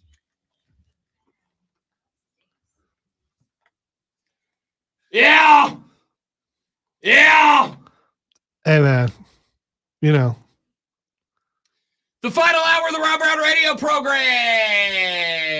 goes now. Welcome back, ladies and gentlemen. It is the Fan Upstate. Rob Brown and the Great Malonzo with you on a not-so-lovely upstate Thursday morning. It is Masters Thursday. We are keeping an eye on the weather over Augusta. Another couple of scattered showers have just popped up, but they do appear to be clearing out. The majority of the worst weather is to the southeast of Augusta National Golf Course right now. I am hoping, we are all hoping, that these will clear out. Now, there's good news and there's bad news. The good news is that by around 11 a.m., the rain is expected to be out of the area. And because Augusta National is pretty good at what they do, the golf course should be ready relatively quickly, and we should be able to start getting guys off on the course. The bad news is I'm not going to let Lonzo poop on my hope and dreams like it's 5:40 in the morning. The bad news is, yeah, I can read the sky like the next guy. I could jump on the Doppler and we can go toe to toe. Doesn't look good, Rob. I mean, you can be optimistic, but they still have to have time to prepare the course in between rain, and then you got another line of storms coming after that. It's not good. They do, and it is not going to be easy. I am certainly not arguing that it is. I think what I am saying here ultimately is that I think that, though I could be wrong, it happens about once a month. I think that if they are correct and that the weather is going to, fingers crossed, be cleared out around 11 a.m., that it does not take a ton of time for this course to get into playing shape. Well, according to what I'm seeing, they still plan on 10:30. Which, again, fingers crossed, that's when it goes off, because the bit of bad news in this situation. And 10:10 for the honorary starters. That's when the old people go That's out when there, the old right? guys, when they roll Arnie and Jack out there. They literally have to roll They them literally out. roll them Yeah, out. You yeah. are not wrong. The fingers crossed version of this is that they do start around 10:30, because if they can get them off by 10:30, you might get the majority of rounds in before what is projected to be the next round of weather kicking in sometime around 5 o'clock this afternoon. And if that weather does click in around 5 o'clock this afternoon, then what you're hoping for at that point is that you're going to get more rounds than you don't. The amount of guys that will have to then go out and start their Saturday by finishing up their Friday will be limited. That's what we're pulling for. Does not mean that is what is going to happen, but that is what we're pulling for. So we'll see how the weather goes around Augusta, Georgia for the rest of the day, and what, if any, impact it's going to have on the course, on the rounds. I do think this does give an advantage if you want to make any plays on this. If you've got a daily fantasy or something like that you are making birdie bets on, then I do think it's probably not a bad idea to maybe throw some coin at the guys that have early tee times. As of right now, the first tee time slated at 10:30 a.m. That's Eric Van Rooyen and Jake Knapp. At 10:42 and 11:18, Jose Maria Olazabal, Taylor Moore, and Santiago de la Fuente. That's a hell of a name, dude. Santiago de la Fuente. He better look like his name. I'm even willing to look that up. Because I'm not uber familiar with Santiago de la Fuente. Let's see if we can pull up old Santiago de la Fuente. Yeah, you know what he looks like? He looks like that Spanish guy that your wife tells you she finds attractive, but you don't understand why. That's what he looks like. Like, he looks like that Spanish guy that he would show up at the pool and your wife would be like, hey. You'd be like, no, not that guy. Like, if you ogle another dude at the pool, I get it, but like not Santiago de la Fuente. It's a good name, though. Like, it feels like if Santiago walked over to your wife and went, hola, I am Santiago de la Fuente. You'd be like, oh, man, I can't say it cool like that. Hola, my name is Rob Brown. Like, Ed, come on, man. It's a great name. He's a younger dude. He's a younger dude. I mean, it's an old person name. No, it's not. Santiago de la Fuente is a young action star you make a movie about. That's a great name. Danny Willett, Austin Akroat, and Steven Yeager all going off at 10:54/11:30 a.m. At 11:06, Charles Schwartzel, Luke List, and Christo Lamprecht Another good name. Gary Woodland, Thorbjorn Olesen, Thorbjorn. and Bryson DeChambeau. Set at 11. Is that like a hyphenated? No, it is not. So Thorbjorn is one. Which, one if word? you want it translated, don't worry, I got it. Thunder Bear. That's his name. His name in English is Thunder Bear Olesen. That is beyond awesome. You may all call me Thunder Bear from now on. I accept that name. The Bear of Thunder. Thunder Bear goes off at 11:18 at 11:30. All right, I'm looking at. He does not look like a Thunder Bear. No, dude. I expected a husky guy. If know? you get like I see that kid growing up around 8 years old, talking to the old man, and the old man's like, in the gym, Thorbjorn. Why, Dad? I'm 8. I want to play video games. No. In the gym. Why? Because your name is Thunder Bear, kid. I can't have some skinny ass runt named Thunder Bear. I didn't waste Thunder Bear on a comic book fan. Yeah, I'm not even sure he can grow facial hair. I'm worried about that cool name wasted on. Oh wow. Yeah. He could grow into it. He looks like I think he's 34. By the time he's like 43, if he gets some of the gray bear hair and bulks up a little. Dude, if you name your kid Thunder Bear, your kid better come out of the womb with abs, man. Like, come on. What a name. Thunder Bear. You better bring heat if you're calling yourself Thunder Bear. Anyway, Thunder Bear goes off at 11:18. Zach Johnson, Corey Connors, Jasper Stubbs at 11:30. Sergio, Chris Kirk, and Ryan Fox at 11:42. Lucas Glover, Byung-Hoon An, and Harris English at 11:54. Lefty, Phil Mickelson, going out just after noon, 12:06, along with Sepp Straka and Tony Finau. And then Nick Taylor, Joaquin Neiman, 12:18. Patrick Cantlay, Minlu Wee, and Ricky Fowler at 12:36. Hideki Matsuyama, a very popular bet to win this thing at 12:48, along with my dog, Willie Z, Will Zalatoris, and Justin Thomas. John Rahm, your defending champ. Matt Fitzpatrick, Nick Dunlap at 1 o'clock. Scotty Scheffler, your probable champion. Rory McIlroy and Xander Schauffele, a marquee group at 112. One of my favorite picks to win at the price you're getting them, Wyndham Clark, Victor Hovland, Cam Smith at 124. Lee Hodges, Adrian Moronk, and Grayson Murray at 136. Some of the other notable names, I don't want to go through all the rest of them, but Camila Villegas is going out at 148. Vijay Singh at 212. Fast Freddie Couples at 224. Justin Rose at 242. Shane Lowry, 254. Bubba Watson in the 306 group. Patrick Reed going out with Sung Jae Im at 318. Keegan Bradley is at 330. Adam Scott at 342. Eldrick slated to go out at 354. I don't love that. Let me tell you why. Because if they do indeed have rain coming back in the area and have to suspend play at 5 p.m., that means Eldrick's probably got to go out and play a back 9 on Saturday morning, rally and recover, and play a second 18 in the afternoon. Oh, trust me, he's already feeling it. Oh, without a doubt. He's going out with Jason Day and Max Homa at 354. Brooks Koepka at 406. Jordan Spieth, Ludvig Aberg at 418 with Sahith Thigala. You could have a winner out of that group. Spieth, Aberg, and Thigala are all competitors at 418. And then DJ, Dustin Johnson, Colin Morikawa, and Tommy Fleetwood at 4:30 this afternoon. There's your tee times again. Right now, the Masters has said they are hoping, fingers crossed, to get the first set of golfers out at 10:30 this a.m. So we'll see how that plays out. And yes, my dude's name is Thunder Bear. Damn! That's a great name. It's a great name. All right. Let's finish up a thought that we were having in the last segment. Is that the guy you go out drinking with? Thunder Bear? Yeah.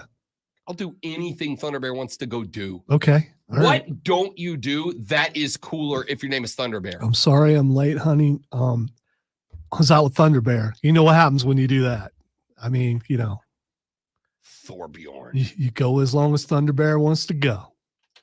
Listen, babe, I understand I was up till 4:30 this morning playing Call of Duty, but Thunder Bear said the boys needed another dub before we called it a night. You think I'm saying no to Thunder Bear? You get on the phone and tell Mrs. Thunderbear that we can't hang out anymore. Also, if you marry Thorbjorn, if you marry Thunderbear, instantly that woman's name becomes Mrs. Thunderbear, right? Without a doubt. All right. Or water buffalo or something. I don't know. Water Let's buffalo? try to think. What? Yeah, but you went with water buffalo? Yeah. You could have gone with like lightning shark. Opposites, man. The opposite of thunder would be, I don't know, silence, I suppose. Thunder Bear. All right, we were talking Carolina Panthers there for just a second. Let's go wrap up some thoughts that we were talking about on that one.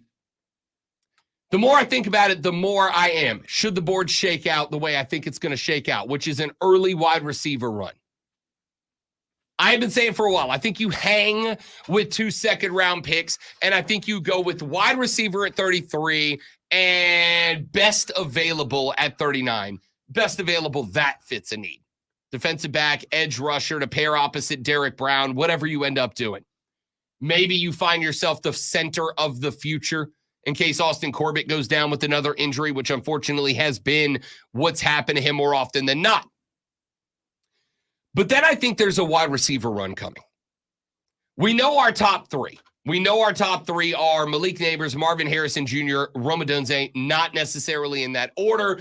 I think they're coming off the board, MHJ, Malik, Rome. But Brian Baldinger told me yesterday there's a number of NFL teams that are considering moving Rome Odunze up to the top of that list. I don't agree with it. I like the guy a lot.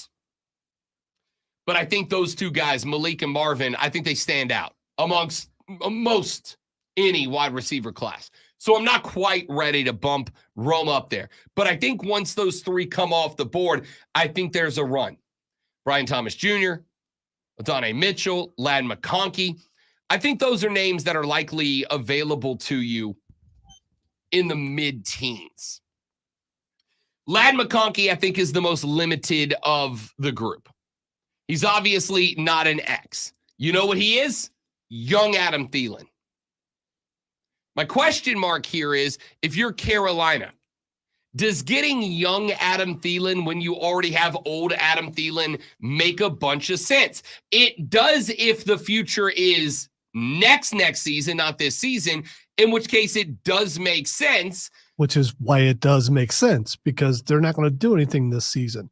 Why not bring a guy who can be the next guy to learn underneath that guy? Here's why. And I am, so that we're clear, not fully committed to anything yet.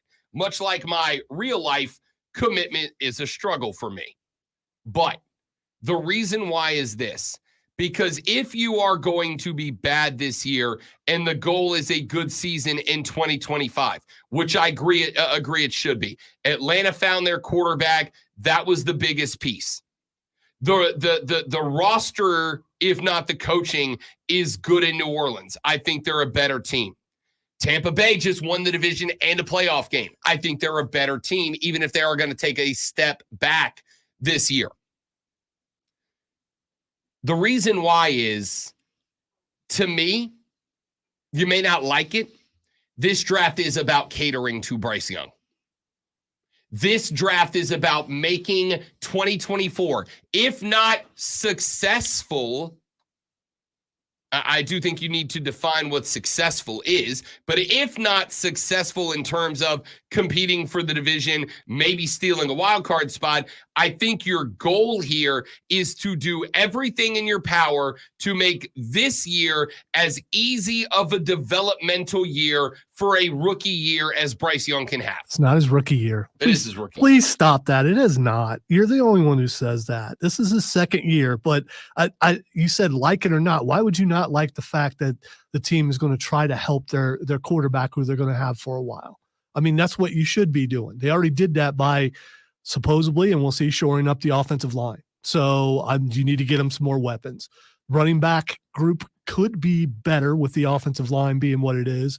And those guys both have been pretty good when they were behind good offensive line. So why would you not cater everything around making Bryce Young better? Here's the good news. I do agree that running back needs to be a consideration for the Carolina Panthers. Miles Sanders wasn't the guy. Chuba Hubbard, Blackshear, those guys can be good but not great. Yeah, but they had to deal with with coaches who didn't realize that they had a running team and they didn't have an offensive line to handle being a running team, and now they do. So you have shored up the offensive line here. Wasn't Sanders good when he was behind a good offensive line? He was better. He was better than he was last year. But again, I even with a bad offensive line, which we agree on, Miles Sanders still did not do anything extra last year. I need somebody who's going to do extra behind Bryce Young. Here's the good news. The good news is this is a good, not great crop of running backs this year. The problem is you don't have a ton of the big boys out there, okay? I'm looking at Jonathan Brooks out of Texas, about the most prototype running back in the draft. I'm looking at Jalen Wright, who is an athletic, very youthful player, not the most vision guy. I'm looking at Blake Corum out of Michigan, who had a slowdown after his meniscus tear, but was pretty good last year. Does not have elite athleticism, though. Tremendous running vision, but not elite athleticism at the running back spot. Unfortunately, I think in today's NFL, you kind of do have to have elite athleticism, either speed or size, to succeed at that position. I don't know if Blake Corum's got that. But then you find some names I'm intrigued by. Trey Benson, Ray Davis out of Kentucky, Marshawn Lloyd out of USC, Audric Estime out of Notre Dame, Braylon Allen out of Wisconsin, Will Shipley out of Clemson. A lot of interesting names that have versatile skill sets that I'd be interested in. None of them in the second round, probably, honestly, none of them in the third round, or at least not in the early third round. I think a lot of these guys are probably mid-third round guys at the best, with the exception of the first couple of guys that we named. So, because of that, I am finding myself drifting more and more toward the belief that the right play here is to package the 2 second rounders and get the best wide receiver you can get. I've been saying for a while, I was looking at guys like Troy Franklin. These are guys that I think are going to be available at 33 and guys that I think could be pretty good at the next level. I want to move up to get the best I can get. And that means moving as high as I can get with the 2 second rounders and at most like a fifth, right? I'd be willing to go 2 seconds and a fifth, 2 seconds and a sixth, somewhere in that spot. Wow. So you really believe there's going to be someone there worth that?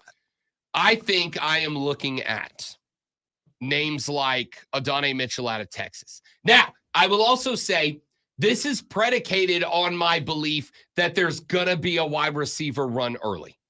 If there's not a wide receiver run in the first 12 picks, then I think you're okay. If we get to the point where, let's say, Rome Odunze's on the board at 9, Brian Thomas Jr. is on the board at 13, I might not move. I might stay there. I think you probably lose out on Adonai Mitchell, but now I'm more convinced that a guy like a McConkey, a guy like a Franklin, a guy like Roman Wilson, Ricky Pearsall from Florida, Jermaine Burton from Alabama, those guys will be available in those spots. And maybe you can get 2 of them. And maybe you can get 2. Do you want to go 2 wide receivers, though? Why not? Because you added Deontay Johnson to the mix. Before Deontay got brought out of Pittsburgh to Carolina, I was all in on 2 wide receivers. Deontay is a solid wide receiver 1. Do I think he's one of the best in the game? I think he's a top 12 wide receiver in the game, top 13 wide receiver in the game. I don't think he's inside the top 5, but I think he is a more than capable wide receiver X. When I said I was going 2 wide receivers, my thought was I got to find an X and I got to find a Y that allows me to move Thielen into the slot. Now I just got to find a Y. Deontay's my X. That is locked in. He is your wide receiver 1 when this year starts, assuming he doesn't get hurt in the offseason program. But if he doesn't get hurt in the offseason program, Deontay's my 1. Now I need a 2 to move Thielen to the 3 and play him in the slot where he needs to be playing. It also allows me to use probably 39 on that edge rusher. to go find that edge rusher that I can plug opposite of Derek Brown and have him play a stud spot. So that's where I'm sitting right now on the Panthers draft after the moves. Let's run to a break. When we come back, it is Thursday, and you know what that means. It is time to talk pro wrestling, boxing, MMA. It is time for Fight Club with the great one, Lonzo. It's next on the Rob Brown Show in the Fan Upstate.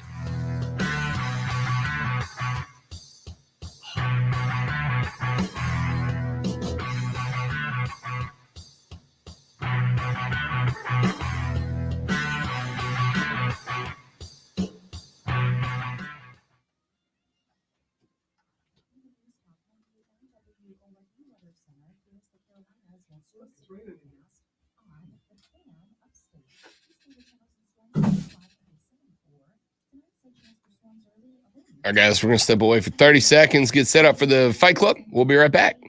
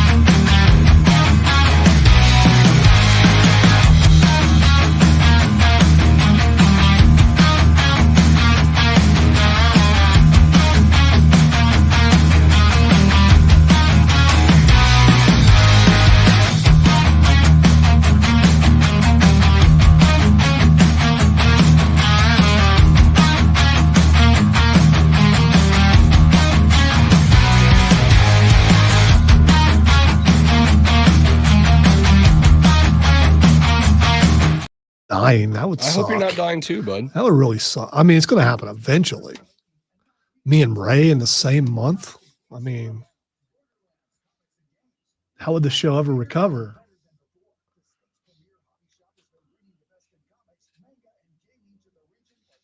It wouldn't. I'd be out of radio. Nah, there are other Wisconans out there.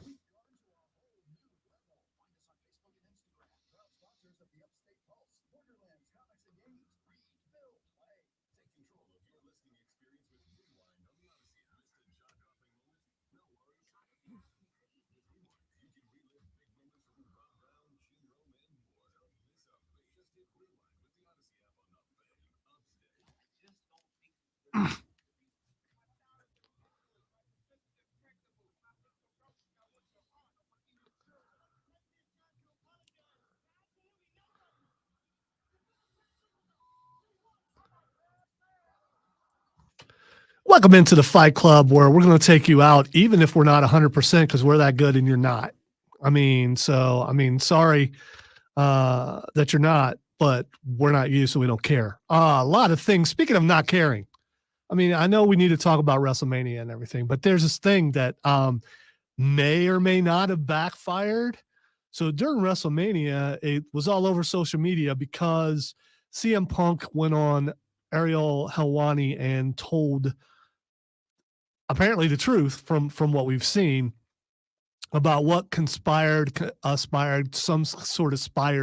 backstage at Wembley between he and the Scapegoat. And he acted like he was reluctant to say it. I'm not so sure about that. So he tells all, and then suddenly Tony Khan says they're going to show the entire video of the incident. I don't know if that's an entire video or not, but it's enough to believe everything that CM Punk said. And I don't want to do that. I'm not a CM Punk fan. Still think he's a troublemaker, but it looks like he was telling the truth about what happened between he and Jungle Boy.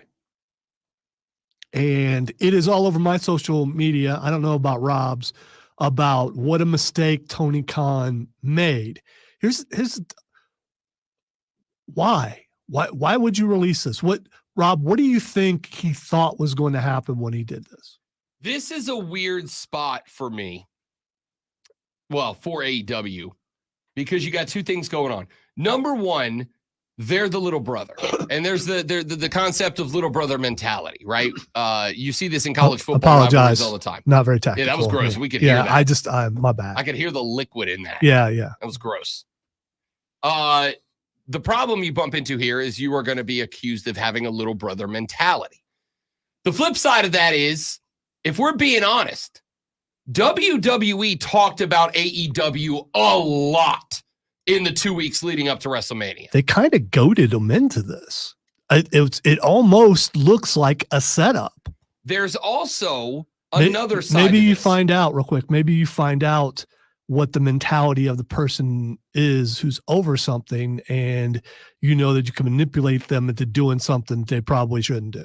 So WWE talked about AEW a lot leading up to WrestleMania, specifically individual actors, those with connections back and forth. They were even referenced in promos, like when Rhodes was in the ring and you had Roman talking about the fact that you went somewhere else and you didn't even win anything there, right? And they had all these references. So if you're AEW, you have two ways to handle this, which is either A, you say nothing at all and you just let it go and you move on to whatever your next chapter is, or B, you fall into, let's be real, what 2024 is. That is, all press is good press. Because even if people are talking bad about you, it gets clicks.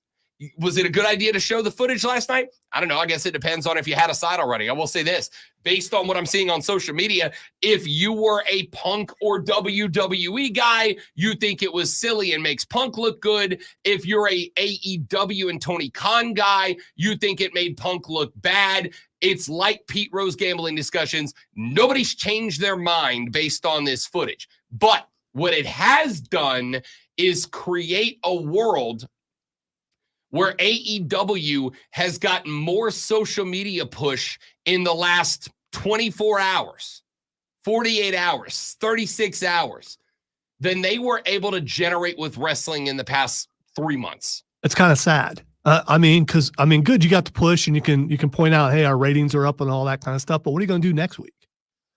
You would hope that your product would cause that to happen. And there were some good matches on last night, including starting out with a beatdown between Swerve and Joe. And then you got Adam Copeland versus Penta. That was really good. Then there were some matches that weren't so good. But, it started out really strong. And it seemed like after the video was played, it kind of went downhill a little bit.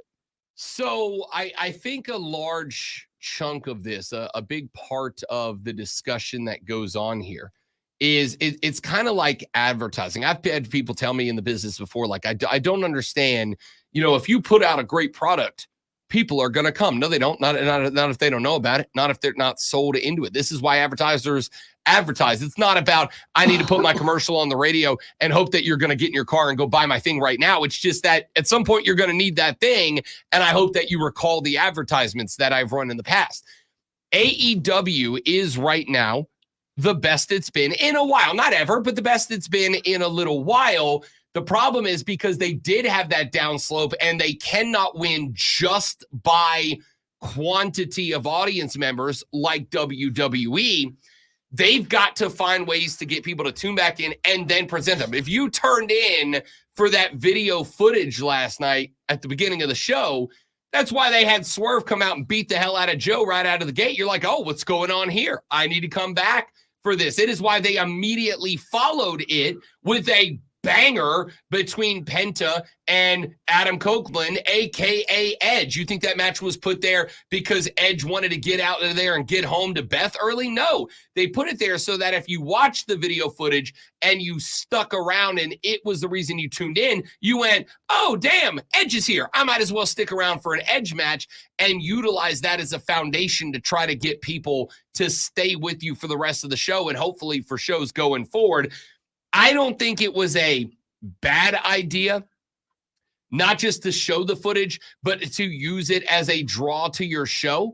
Welcome to media in 2024. This is why there's so many hot take artists in sports radio, because at the end of the day, it doesn't matter if you watch it and you love it. It doesn't matter if you watch it and you hate it. It doesn't matter if you watch it and think it's the greatest thing or the worst thing that's ever been broadcast. It just matters that you watch it. All right. Hopefully Tony Schiavone's reaction at the end of the thing is not what's about to happen in AEW. A lot of comparisons to WCW.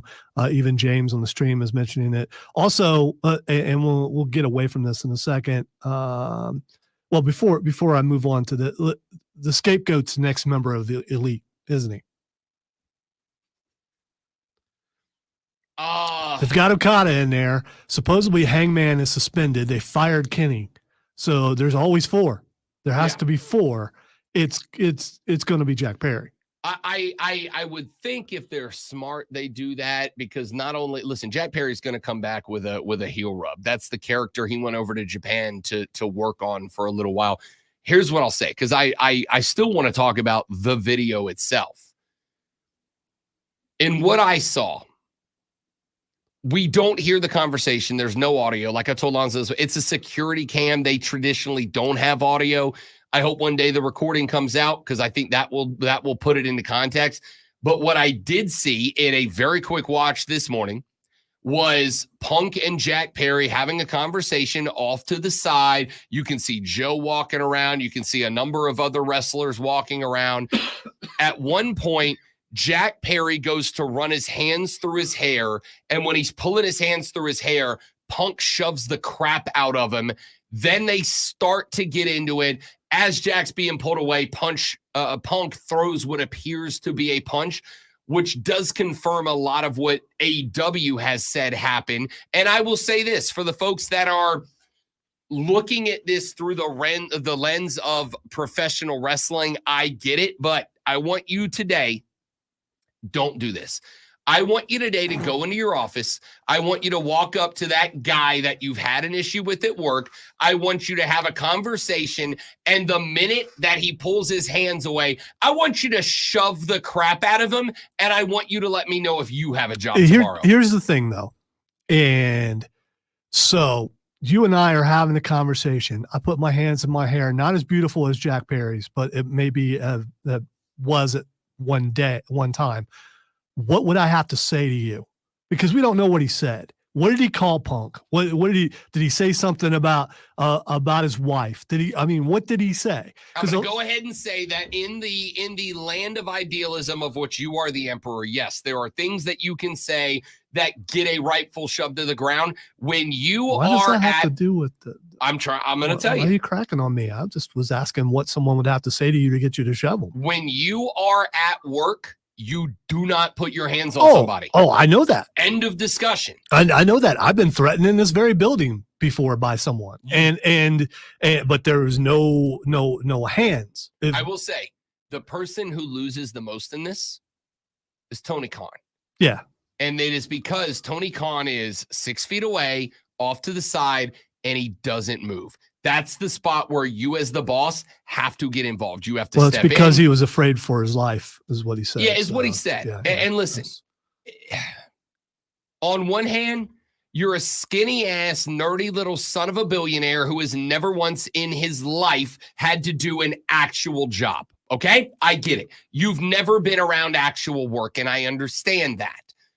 On the flip side, you wanted this company. Regardless of how you started this company, you started this company. These are your employees. You stroke the checks at the end of every month. These are your guys. I don't care if both of these guys would whoop your ass into non-existence if you got into it with them. You, as the boss, have to step in and start handling. It should have been handled well before it came to this. Or if anything, you stand up and you call in people and say, hey, separate them. Yeah. I mean, you need to have done something here. You yell at Joe, get over there and stop that. You need to have done something here. You did nothing here. At the end of the day, you can, and I feel like I said, I think a lot of this has to do with what side of this discussion that you were on before the video came out. If you were a Punk guy, you think Punk looks good. If you were an AEW guy, you think Punk looks bad. The only guy that I think actively looks worse for all of this is Tony Khan. Yeah, that's the thing. No matter what side you're on, it's a bad situation all the way around. First of all, you're in London doing the biggest thing that your company has ever done, and people are backstage fighting.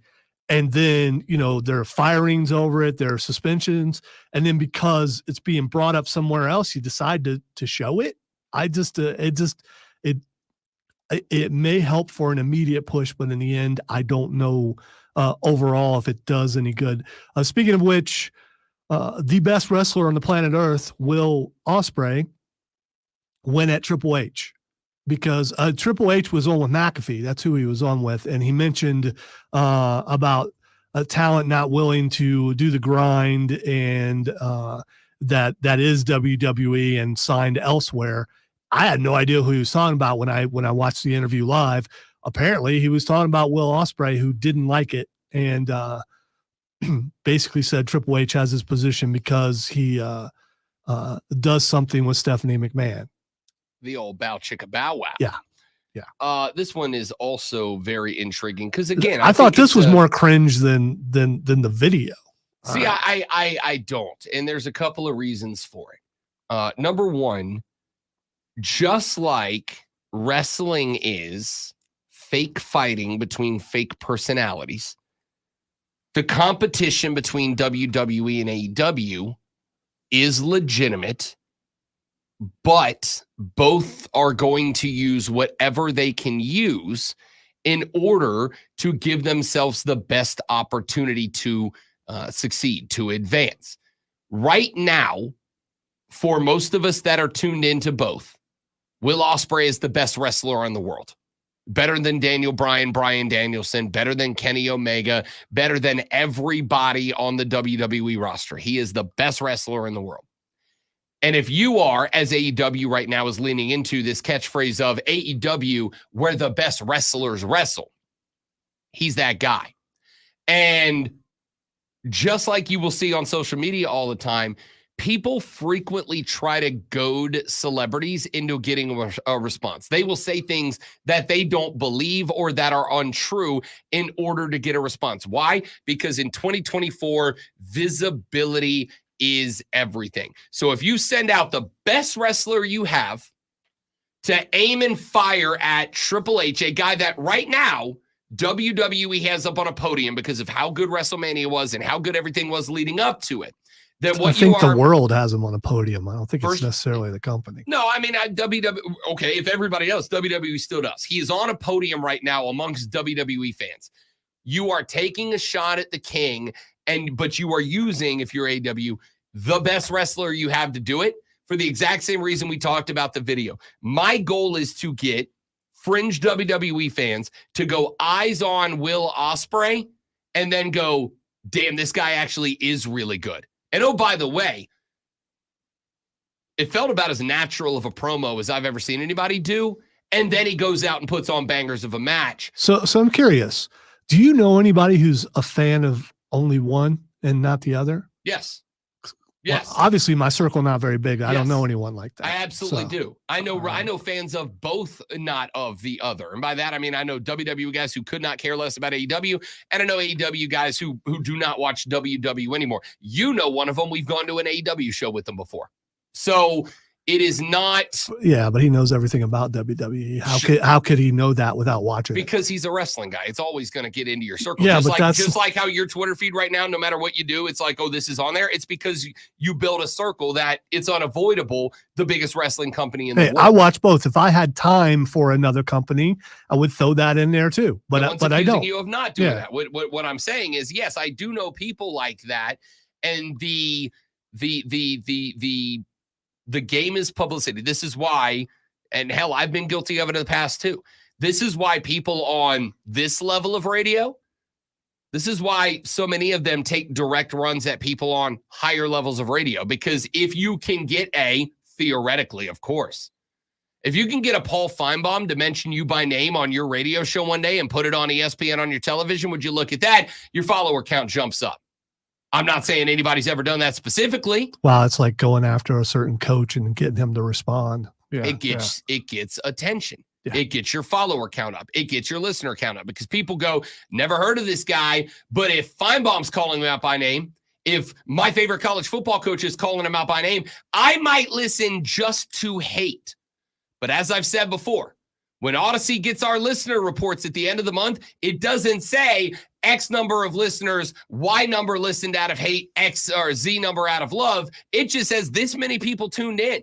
And I want that number as high as I can have it, no matter the reason why. I wish they did have that number because I would love to. I would hope that my haters are more than people who love me. Yeah. Because hate is love for me. All right. Roman Reigns. Does he still exist, Rob? Did he lose and now he just no longer exists because he lost and now people are acting like he can't have a rematch or he's never wrestling again? And did he just disappear off the face? Did he retire immediately? No, listen, people. Did the bloodline just suddenly disband? You've heard the expression "out of sight, out of mind." You've heard the expression "out of sight, out of mind," and he lost, and he's been on. He's always off TV for like a couple of weeks. So what it is that Roman's going to take some time. I'm sure he's going to come back. I'm sure he's going to have a rematch. I'm sure he's going to lose that rematch, and I'm sure he's going to lose that rematch as a platform to set up whatever is next for Cody, Jay, Jimmy, Solo, and probably Jacob Fatu, who reports are he's on his way, and I'm excited to see that. I think that what you needed to do here is have a bit of a cool off for Roman to give him a little time to allow the revelry for Cody. Because if Roman comes out, Cody's story being finished is overshadowed immediately by the next thing. And I think they want a little bit of an afterglow for Cody's victory because of how much time they invested into it. He'll be back. All right, one last thing before we go to break. UFC 300 is this weekend. It's billed as the greatest card of all time, but going through, and there's some really, really good fights. I see light heavyweight, strawweight, lightweight, middleweight, lightweight, featherweight, bantamweight. You know what I don't see? Heavyweight. And that's where you get people. There are big names, but not the big name.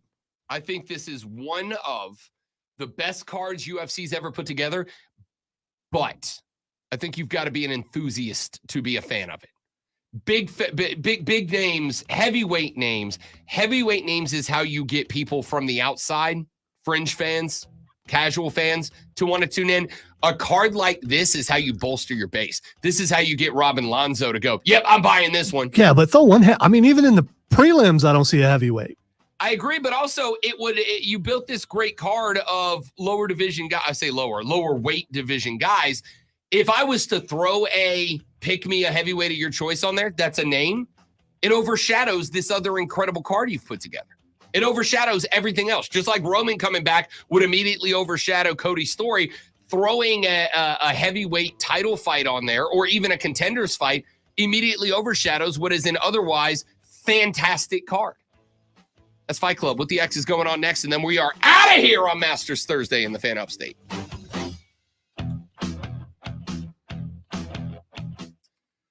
Roman is probably filming a Scorpion King movie. Son of Scorpion King.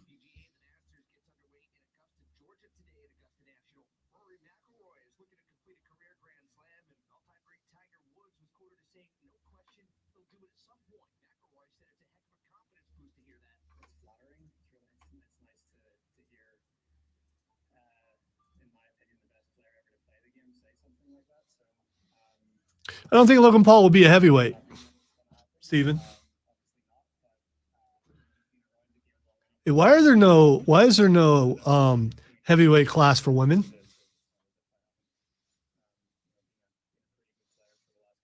Don't know. I don't know either. I mean, what's the heaviest class for women?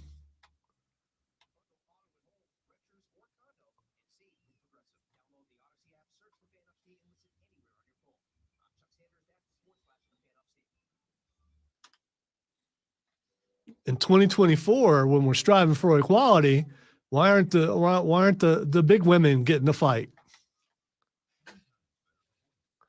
It's okay to have fat dudes, but you can't. I mean, I've never really thought about it before. I think right now, if they could find that, they would. I don't know. I've seen some videos lately of some stuff, and I don't know.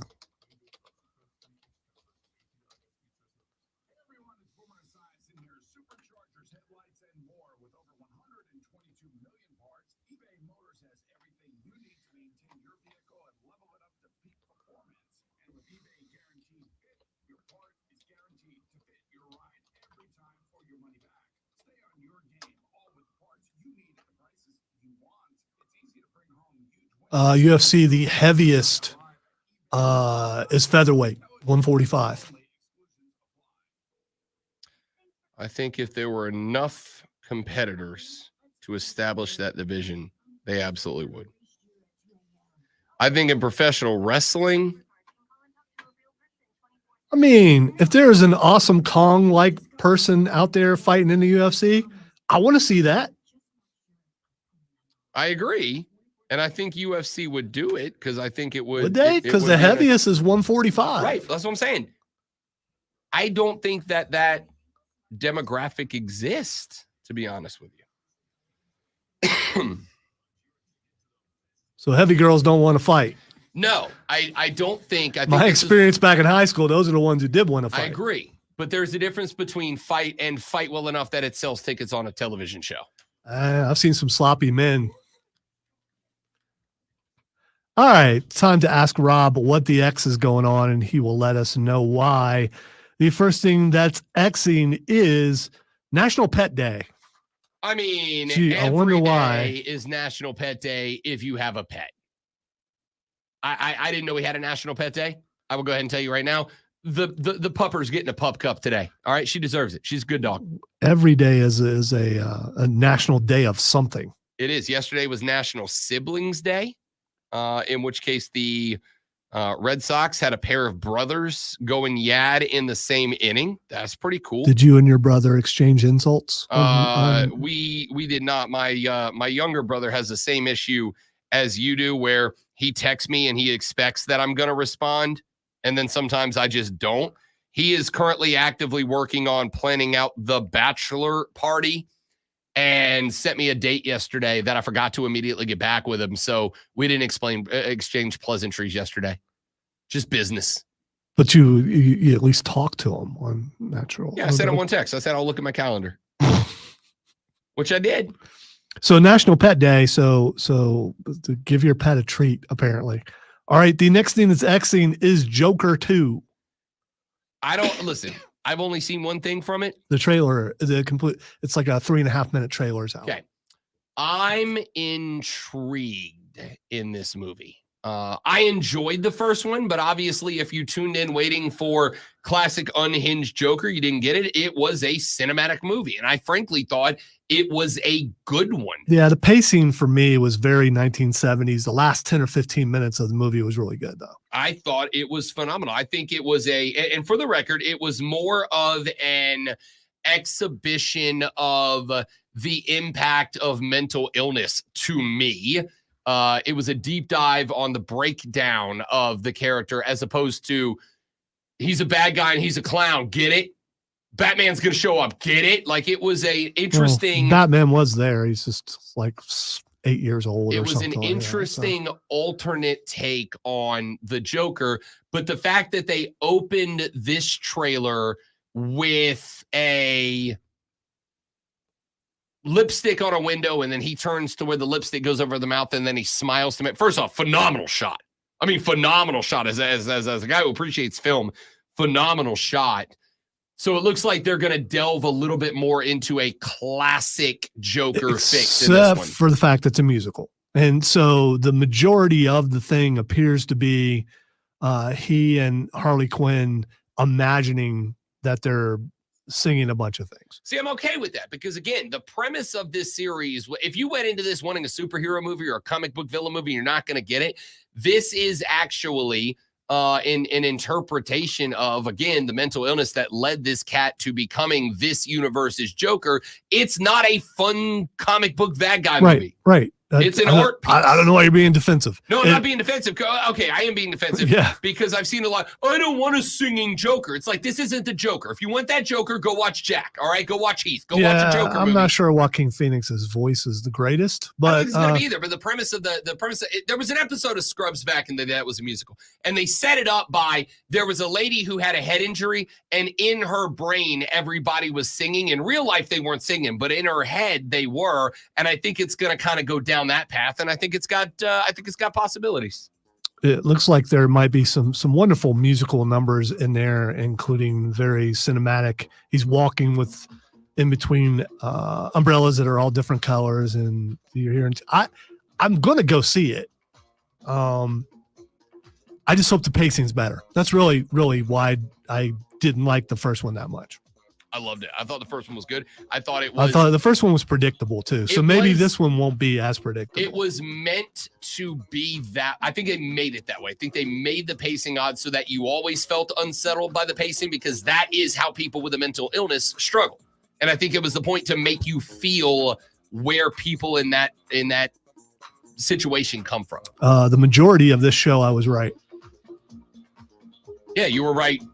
Like 3 out of 9 segments, which in your opinion is a majority, but it's not a majority. It's not how numbers work. Let's go. Back tomorrow on the Rob Brown Show. Enjoy the Masters round 1, everybody. We'll break it all down tomorrow on the Rob Brown Show and the Fan Upstate later. Yeah.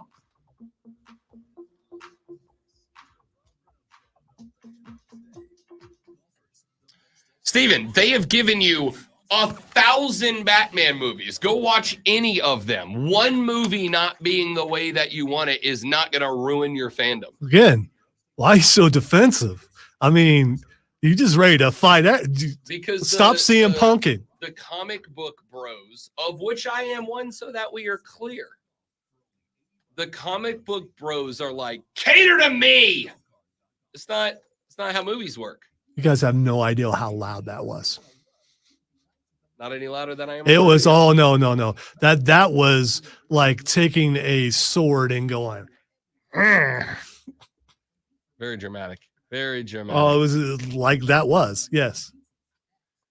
All right, dudes and dudettes. Thank you guys for being here. Hope you enjoyed it. We'll be back tomorrow to do it all over again, but better. Don't drink and drive. We'll punch you in the face. Have a lovely day. Tell your friends about us. Help us grow the show. Love you long time. Mean it. Goodbye.